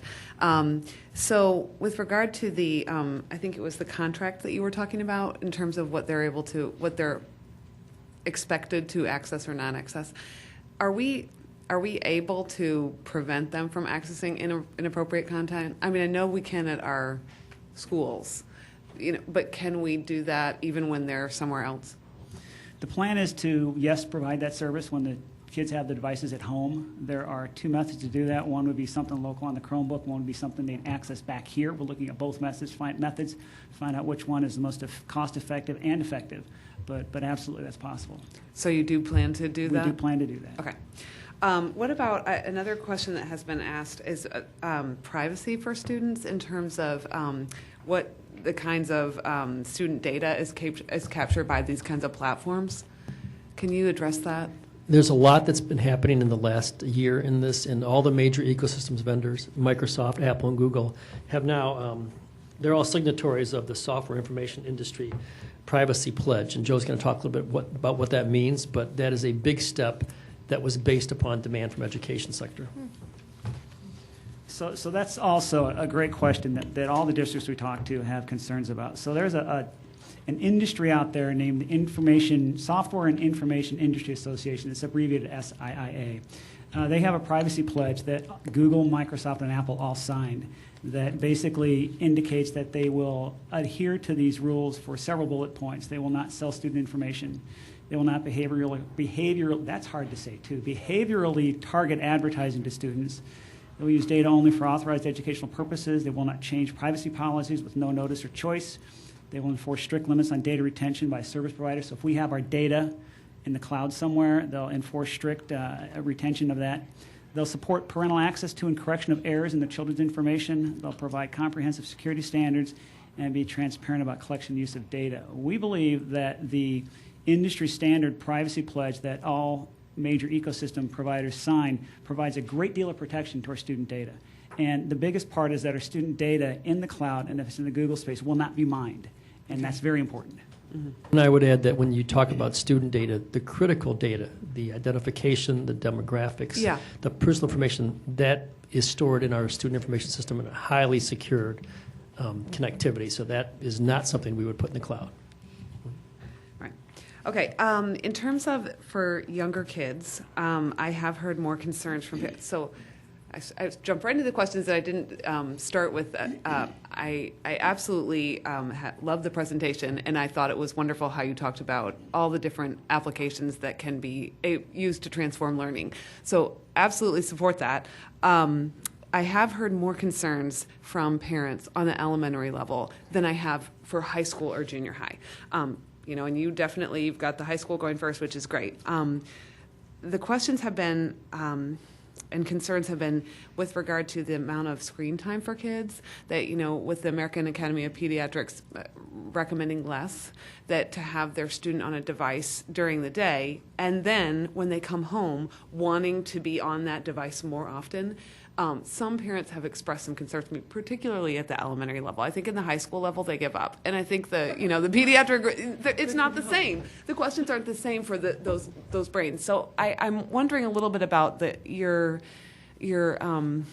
thoughts with that, and in terms of looking at that elementary recommendation, if you are going to be continuing to monitor those kinds of things to see if the recommendations change and if there's ways that we can address those concerns. We absolutely agree with you, and I will let Learning Services staff also add to this. But the beauty of the 3-year plan that we're proposing is that it allows a pause and reflect after each year.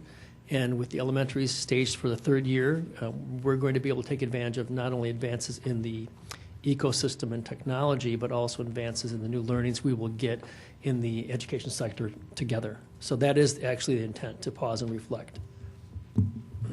I think it is something that we've had conversations around. I think that one of the things that we saw with the teachers in the pilot at elementary school, but have seen even prior to the pilot, is that we really have to balance the activity and think about when is it appropriate to be on a device, when do we actually not need a device. One of the things that I heard, I've seen almost every DLI teacher in their classroom. I think one of the things that they repeatedly say is, I had to learn that I didn't need to use it all the time. And I think that that's one of the things that plays into that. I think, too, the other conversation I've heard that really leads to the screen time as well is when I'm thinking about the learning target that I'm trying to teach, when is it that I can actually have the students using the device when it's appropriate, but then move to another activity.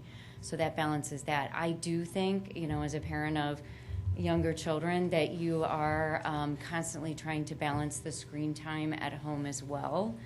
And I think, open communication between teachers with that and sharing how and when students are using the device helps parents also think about using it for educational purposes at home, and then also when they're using it for play and enjoyment. And I think Jamie might have something to add.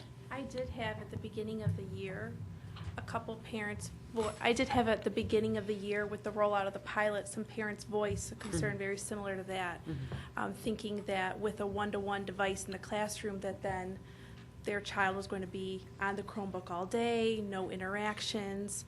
But when we talk about blended learning, it can look very different than in a high school setting, but the key word there is blended. And it's up to the teacher to make sure at all times it's appropriate. My kids still do crafts. They still do things to develop fine motor. So it's not an all day they're sitting at their Chromebook. They are very much active and in other activities as well.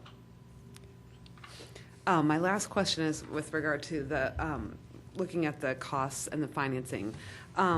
So I wanted to ask, are all of the costs for the proposal included in what we have for the budget? Mm-hmm. So for whatever we have in here, this is already included? Yes, we did our budget while we were assembling these total costs, so new costs information was coming in. But the budget of $1.9 million is currently the amount in the IT infrastructure budget categorized for this initiative. And you can see, I think on the net cost slide, you can see we've forwarded the gross costs with the assumption of an increase in fees. The difference between that and in our case in the first year, it's a positive difference, or it's a savings over our existing budget. In 25, 15, 16? Correct. And so you've included that? Okay. Yep, it's all in. So do you feel comfortable that going forward, I know that the IT budgeted funds were always 1.9. It looks as if you've changed the structure, because at least if I'm reading the presentation correctly from the YouTube, these used to go to the schools, right? That's what I'm reading by the term centralized. Yes. So it used to be that at each grade level, $29 went to the school for their technology fee, correct? That's correct. Okay. And so what kinds of things did that fund? And you know what I mean? Like, if we take those funds, increase them, and then use them all for this. Devices in many cases, right? In many cases, things that we have already in the past several years centralized the procurement for. Smart boards, projectors, classroom technologies. And so this pretty much, the devices are pretty much the last piece that we would centralize. So there would be not many unmet classroom needs technology-wise that would require a tech fund. I'm sure at some point there may be some one-offs that we would have to address, and we could certainly address that. But holistically, it's been a move towards centralized procurement, economies of scale, and bulk purchasing. So you feel pretty comfortable then that there won't be, even though we're taking those from the elementary schools and centralizing them here, elementary and then high school and all the schools. Sorry, I just started with K and I didn't get all the way up. But even though we're taking that and centralizing it, there won't be and utilizing it for this purpose. There Right. won't be additional technology needs that We will don't think they'll be displacing. significant, and that's why we're proposing centralizing those fees in the year that the one-to-one is deployed. So when that happens and we provide the devices centrally, that would be the time we would centralize those fees. We would Right. ensure that a process exists, that the school's technological needs and infrastructure were able to be addressed. And are you comfortable with the fees that you have here, that they are able to adequately support the program? I mean, you gave us the comparison in the YouTube with the other school districts, and looking at the fees of where they fall. Were those districts? I know many of them weren't one-to-one. Right. Were some of them one-to-one? Because that's my one question: is in looking at that fee structure, do we have adequate fees then in order to support this ongoing? So that's a great question as well. Not all the districts that we got tech fees from, information from, are one-to-one. A few are. Elmhurst 205 is, for Okay. example. When we did our referral calls, and just by way of background, when we were anticipating wrapping the pilot up, we did referral calls with districts that were in each ecosystem across the country. So as we did referral calls across different areas, we found that our tech fees were somewhat on the low side compared to other school districts, with the exception of those that were in high FRL percentages that would rely on grants or some sort of tax levy to put technology in their schools. But we did find that ours tended to be on the low side of what the tech fee structure was. Even before the one-to-one? Even before one-to-one. Let me give you the short answer. Yes. We believe the fee that we've recommended is going to support this program, at least, in terms of, the fee is, the school fees, the optional fees are something that we review annually. And this would become a part of that process. But as we look into for sure, the 3-year rollout of this recommendation, we're confident that amount would be sufficient to adequately support this recommendation. And those fees are always covered for students who have economic needs, correct? Right. So even the technology, correct? Okay. Donna, do you have a question? So first of all, thank you for your thoroughness. It was, I'm a detail person, and you've covered lots of details, so that's great. Interestingly enough, you've caught the attention of our students too, because I've been contacted by a student with numerous questions, and I'm so thrilled to hear that. Lots of them have been answered, but there's still one that's looming out here. So with the digital learning initiative, how will that affect bring your own device? So for instance, I have a student concerned because they use their own device for robotics or whatever it may be, and then we also have questions that I think Mike addressed a few weeks back when we were talking about the student discipline, and we talked about the students have their iPhones, they have access on their wrist with the iWatch. So how does this affect bring your own device? Since the Google ecosystem can be accessed by any device with a browser, there's nothing technically that precludes us from allowing BYOD from a technical perspective. And I think that's something we would have to consider in talking with the teacher if there was a need or if there was a desire to do that. So technically, not an issue. The issue could come down to the amount of classroom management time that the teachers would need to spend potentially working with different devices.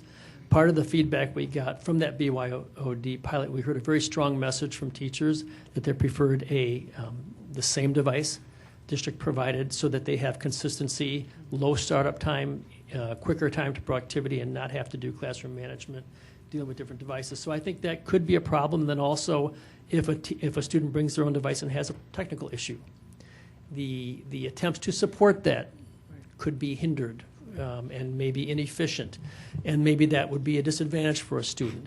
But I think that warrants further discussion in terms of where that fits in this plan.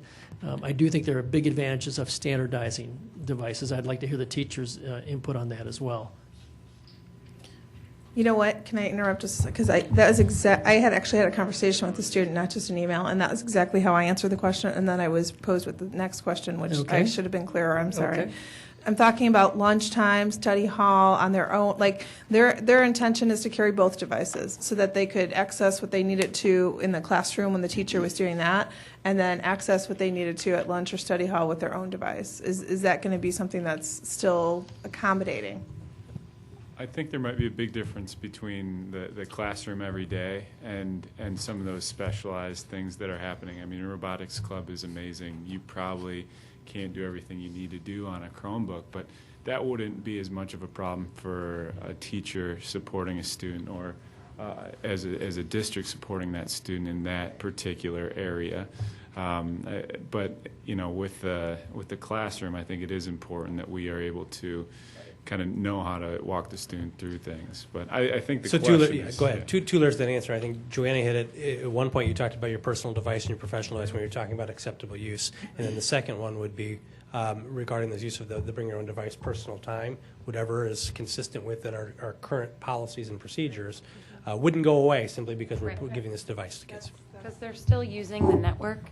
And so if the student is a BYOD student, they're still using the network, they're still WebSense, they're still under kind of the umbrella of the district. And as we looked at the bandwidth capabilities, as I talked about in the beginning, we envisioned this would happen, you know. So the idea that 3 devices can connect for every individual here was really kind of thinking about that model that you're describing. Can I add to that one too, just to circle back? This is also related to curricular needs. So a lot of times within the DLI pilot, if you would be in a classroom and you see a student carrying their own device, it related back to a curricular need in another classroom. So again, we will make sure that if they need to be on another platform or a different device, that they'll have it for that relationship to the curriculum. So with all the details that have been covered, I'd be interested to hear what your biggest concerns are moving forward.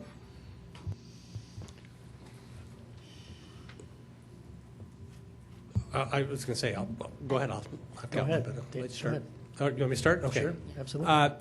My biggest concern, and it's not something that is going to slow us down or that is going to stop us, is that ensuring that we provide the support necessary to the teachers, knowing that we're going to have individuals that are in very different places in their journey of the implementation of an online or a blended environment.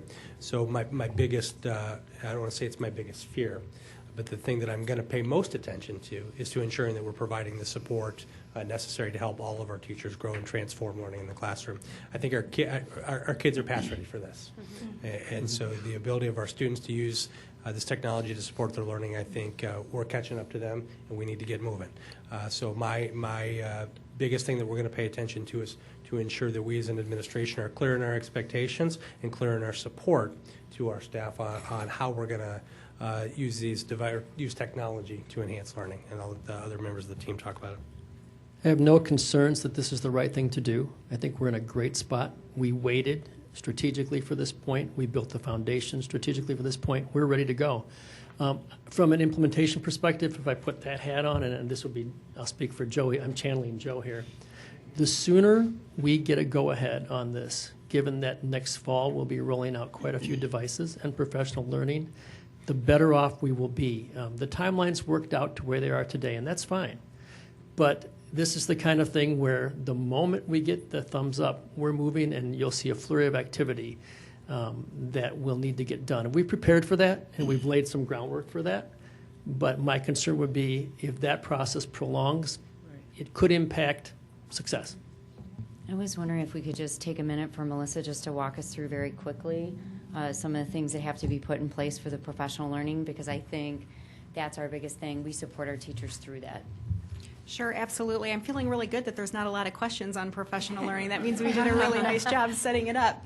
I don't have a lot of concern around the professional learning. I think that we're going to be ready to go. I think the timeline pulls us back a little bit, that we can't do the deep planning with the larger teams that we want to faster. And so that's why, we're ready with professional learning for kind of a go message if we get one, so that we can set up those teams to really develop what the professional learning sessions will look like.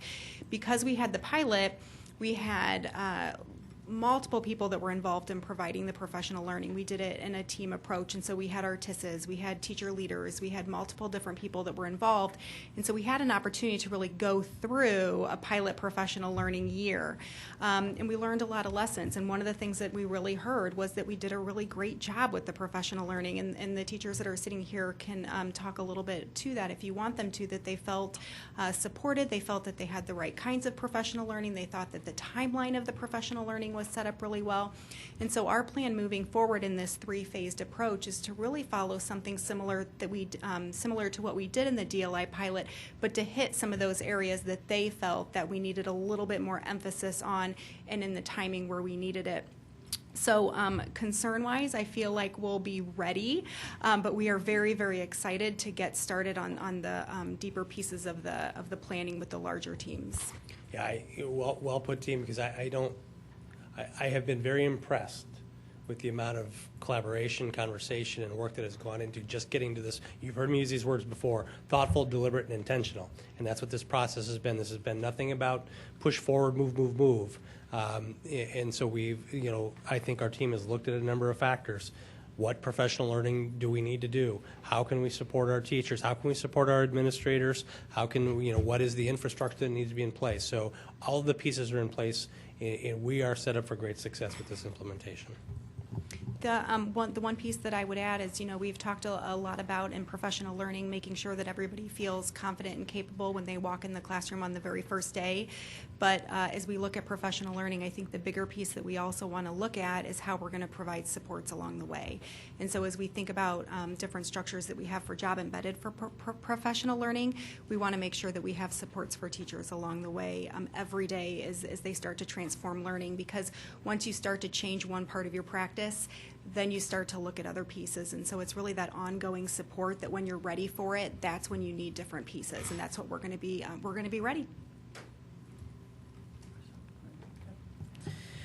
So as there's a learning curve for everybody, the students probably a little bit less than those of us that are more wise. But will it be supported? Like, will a student who, for instance, has a classroom where the teacher isn't in full implementation yet, because fall 2015, the teacher may not have everything in place, and the student comes with the Chromebook to class the first week and wants to take their notes and whatever on the Chromebook, and the teacher quite hasn't implemented it. Is the student going to have the support to be able to still use that to do all their notes? Obviously not test taking, and the teacher will have some guidelines for the students, but as far as just taking notes, like if they move to a whole digital note taking, will that be supported?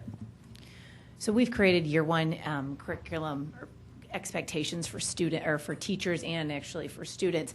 And so those expectations are things that we will work through professional learning and the ability to differentiate that professional learning for teachers who will just be hitting the goals that we have outlined, and then also for the teachers that we know will go beyond the implementation goals that are identified. So we will have to plan our professional learning around that so that our students will be able to access those devices and the content within the classroom. Okay, thanks for the question. Jackie, or? I'm good. Okay. So this is all a really great conversation, and it's clear that everybody's put a great deal of effort into it. There's a lot of excitement on that side of the table, and from us as well. So what I'm going to suggest is there might be more questions that board members would have going, and they should all be funneled to Dan.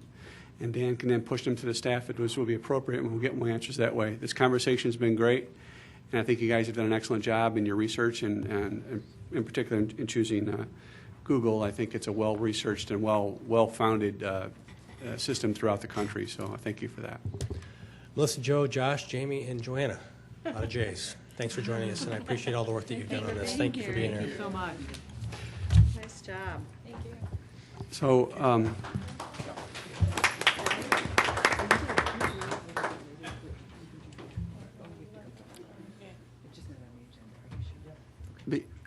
And I'm just going to get to that. Before we go to on to item 1802 for the budget presentation, we do have our student ambassador here.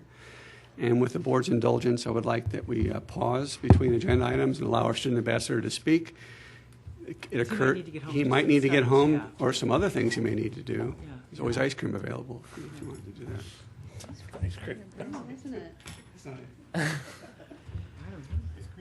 Hey everybody, hope you're all doing well.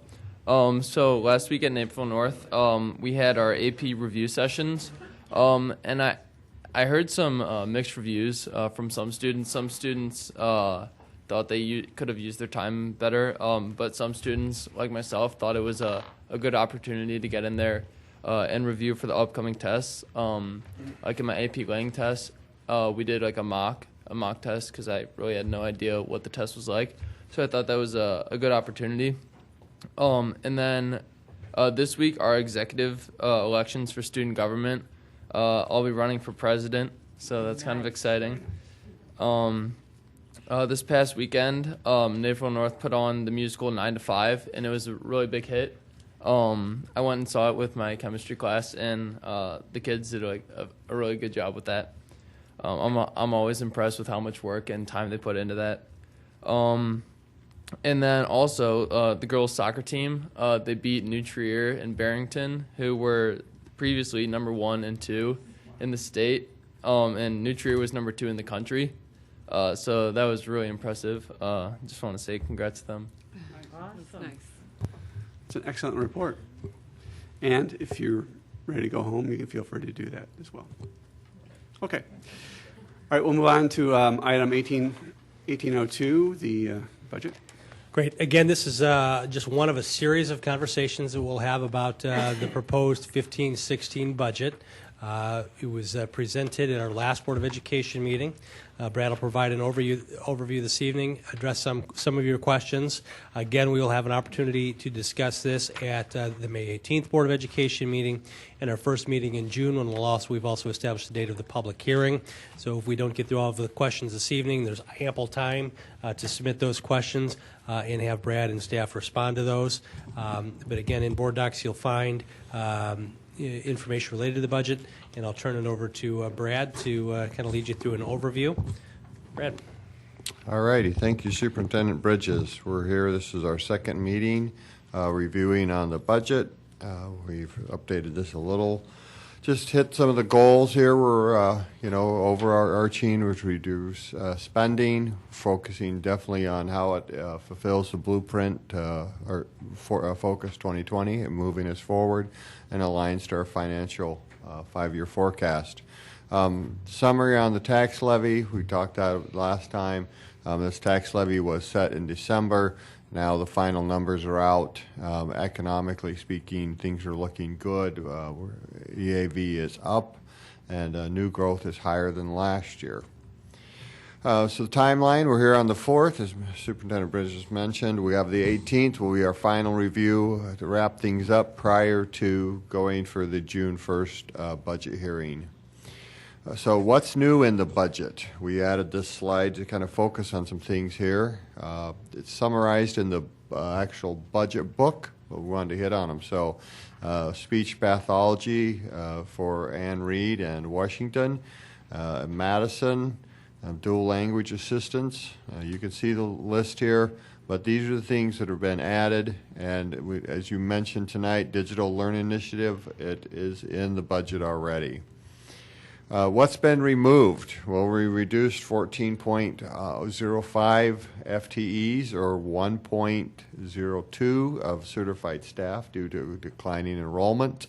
We reduced all non-personnel budgets for for PSAC by 5%, O&M by 5% also, and then reduced contingency on the education fund.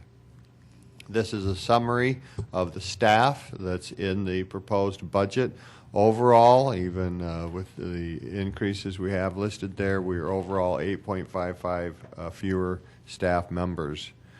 Looking at the budget as a whole, this is original budget to original budget, where revenue is just barely up, 70,000 or 0.03%. We have receiving more news, mixed news, I should say, probably from the state. We really don't know where they're going at this time, but pretty much most pictures painted from the state were indicating less revenue for us. So we've estimated a little conservative.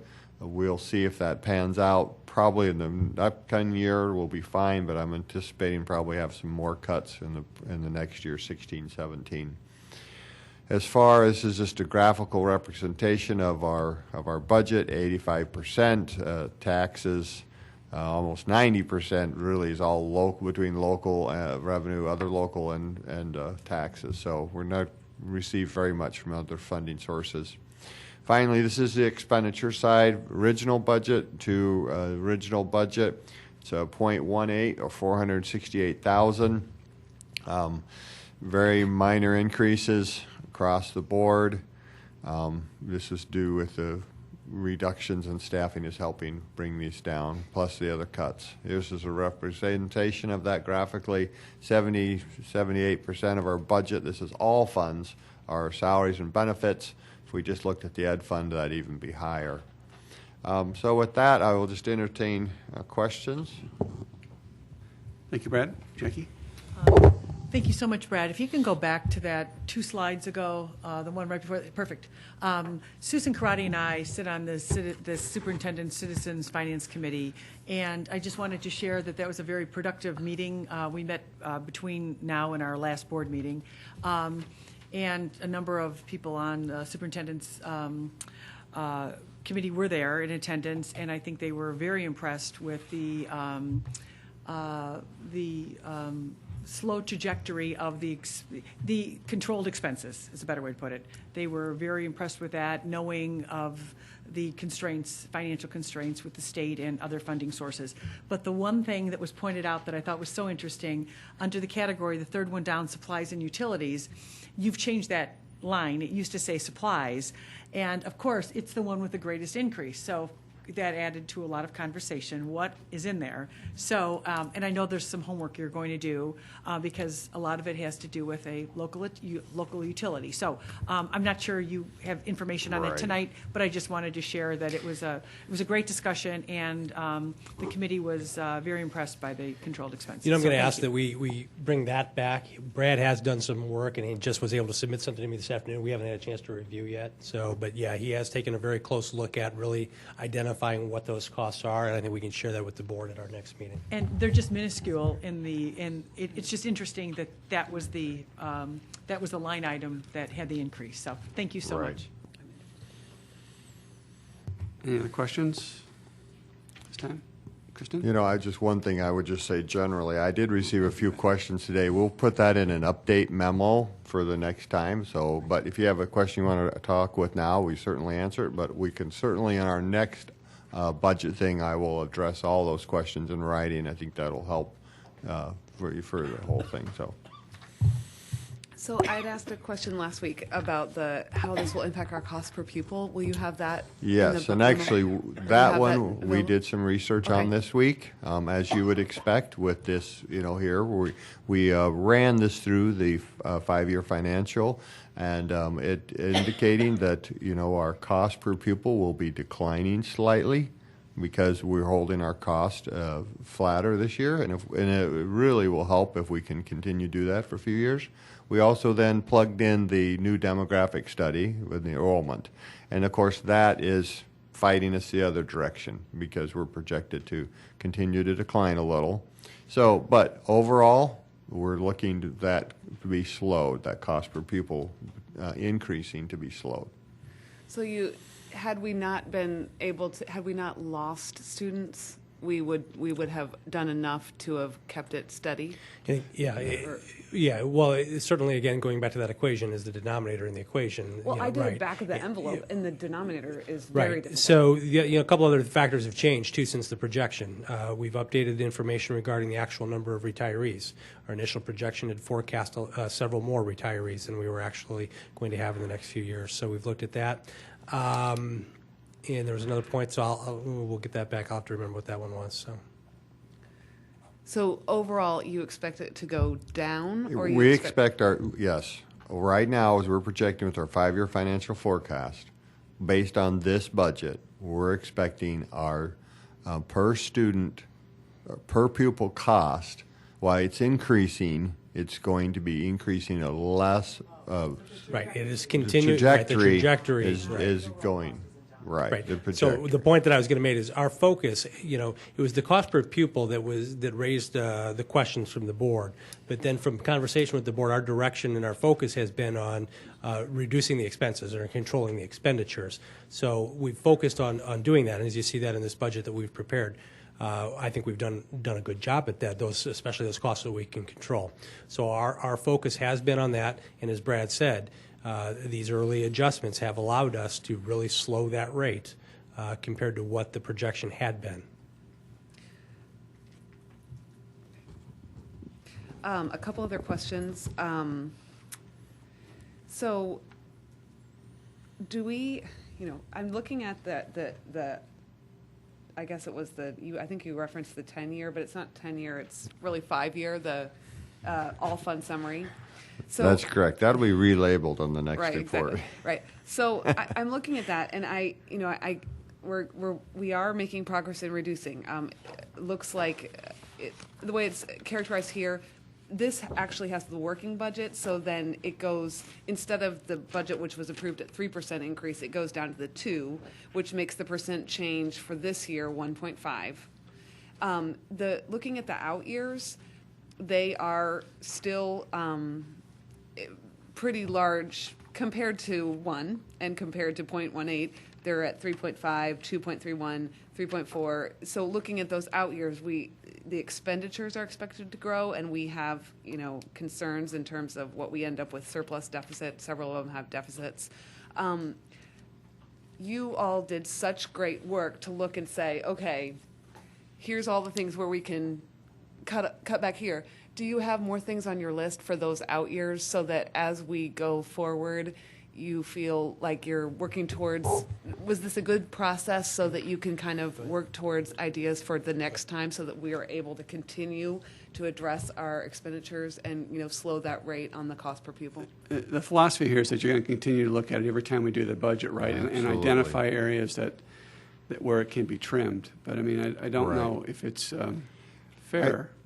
To kind of sit here and to try to project out. Absolutely. I think the most important thing to emphasize is it's the process, right?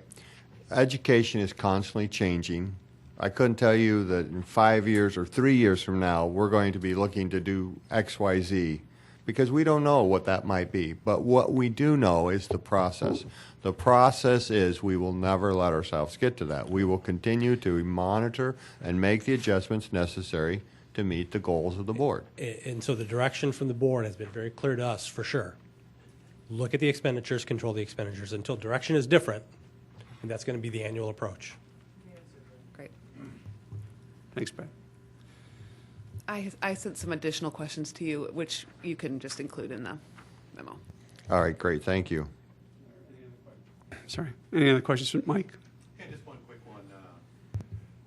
On our previous 5-year projection, the pretty one with all the blue colors and everything like that, it reflected the fact that we were going to pay off our bonds, or I believe it was $9.3 million of them in 2018.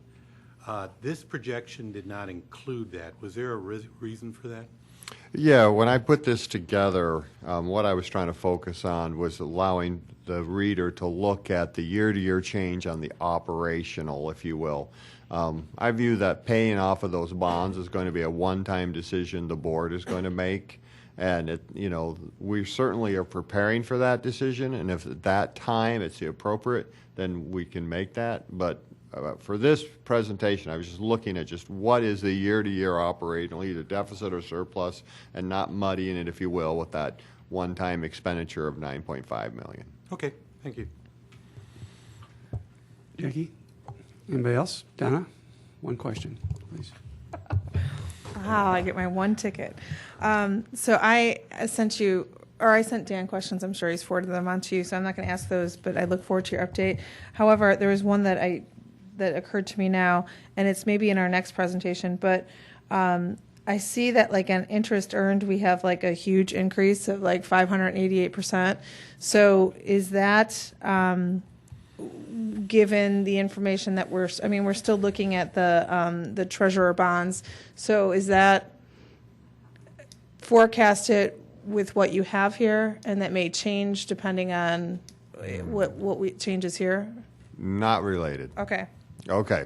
The forecast for the additional interest income is due with the program that we implemented in October, well, actually approved in October, implemented November, December for the long-term cash management. That's just strictly we are have increased our yield on what funds we have available. So the treasury bond, that's just simply the board setting the fiduciary bond limit of how much we will carry. That's, if you will, it's kind of like insurance.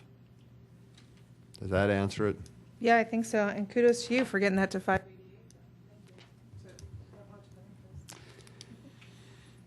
Any other questions? Did you have another question down there? Okay, that's what I thought. Okay. Anybody else? Okay, Brad, thank you very much. Excellent Thank report. you.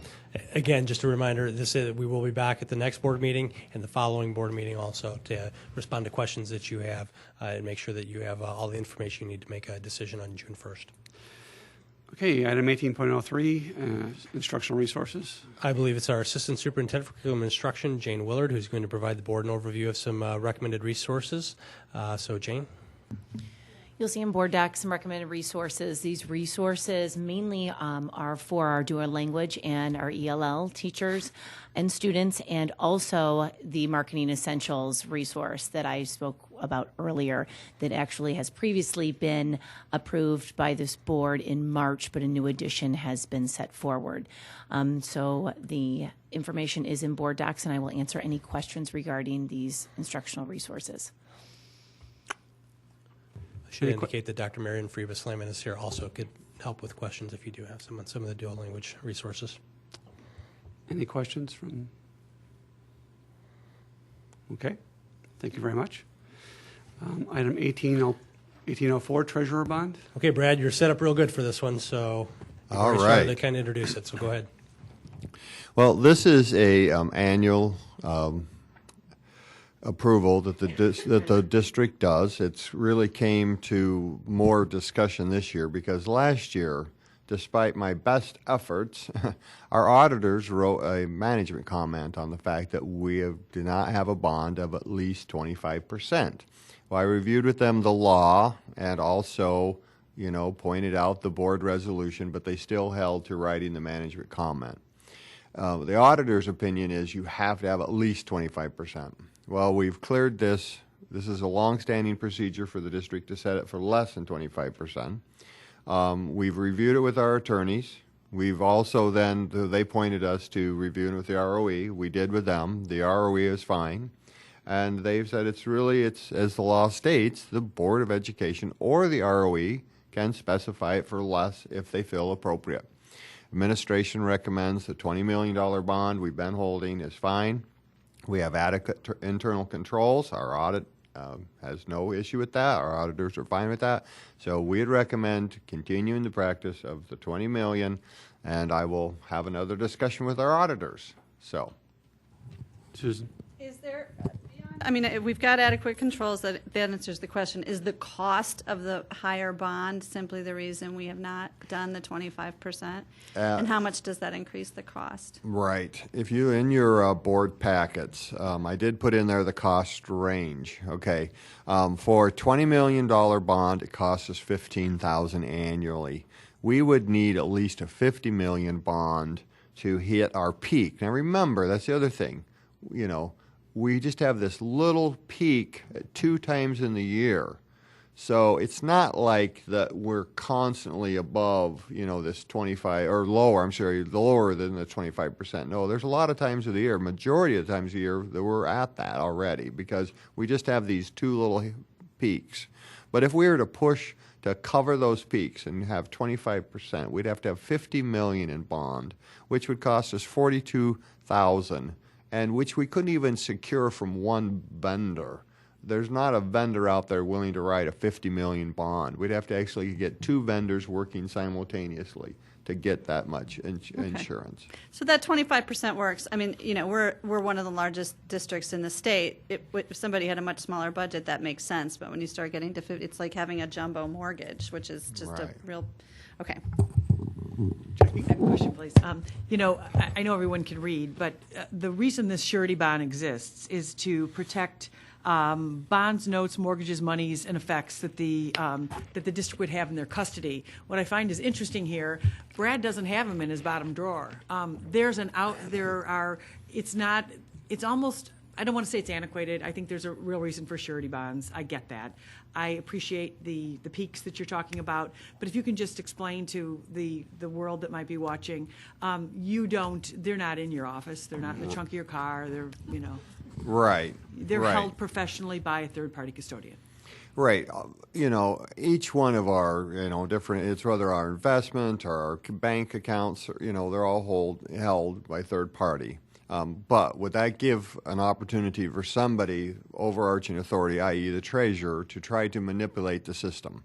Well, that's where we have the internal controls, like authorizing a wire, So we have certain, set controls on how that happens. One person just can't authorize a wire that's not been predetermined. So it's those kind of things, Can embezzlement happen even though it's not in the trunk of my car? Yes, it can, okay? So I don't have it in the trunk of my car, but could I try to embezzle? It is, as you know, possible, but with internal controls that are adequate, that limits your ability to do that kind of stuff. And we definitely have those in control. Yes. I just was reading about that, yeah. Any other questions? Okay, so again, the recommendation is going to be from administration is to continue with standard practice and not increase the value of the bond. That's correct. Terry, I'm sorry, one other question. So you have, whatever the documentation from our attorney, I saw it in here, and the ROE, I guess what I would say because that was my world, an auditor's world, if there's something you have a documentation each year from the ROE that this is appropriate, and this is kind of what common practice is, I think that should go a long way. That should go a long way with the auditor, and even if it doesn't, we'll read it in their management letter, but you'll still have that documentation. I think that'll be important. Absolutely. Thank you. Okay, moving on. Item 1901 is discussion with action. Item 19, discussion with action, establish regular meeting dates for the Board of Education. Technically procedural. After a new board is voted and organized into place, the new board must approve the meeting calendar for next year. So our previous board has reviewed this and approved it, but now that we have seated a new board, we are required to formally act on it again. So nothing has changed since what was presented earlier in the spring. Are there any questions from the board on the calendar? Would anybody like to add any more meetings than what we already have? I would like to move approval of item, oh goodness, easy for me to say, item 19, boy, that's a long meeting. 19, item 19, that's incredible. Item number 1901, establish regular meeting minutes, time and place. We have a motion and a second for approval of item 1901. Roll call, please, Ms. Bell. Pride? Yes. Fitzgerald? Aye. Fielden? Yes. Price? Yes. Yench? Aye. Waukee? Yes. Romberg? Yes. Okay, we're going to skip down to item number 22. And you can read there for the schedule of events.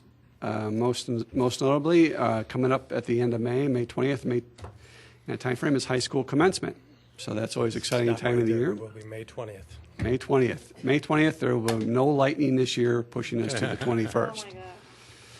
And if there's no other comments from the board, we want to motion. I'll entertain I a just motion want to to point adjourn. out the NEF building a passion breakfast too. That's coming up, and they support. Yep, it's on May 7th, and it supports so many of our programs beyond what's part of the budget. So thank you. Very good. Motion to adjourn. Second. All in favor? Aye. We're adjourned. Yeah, okay.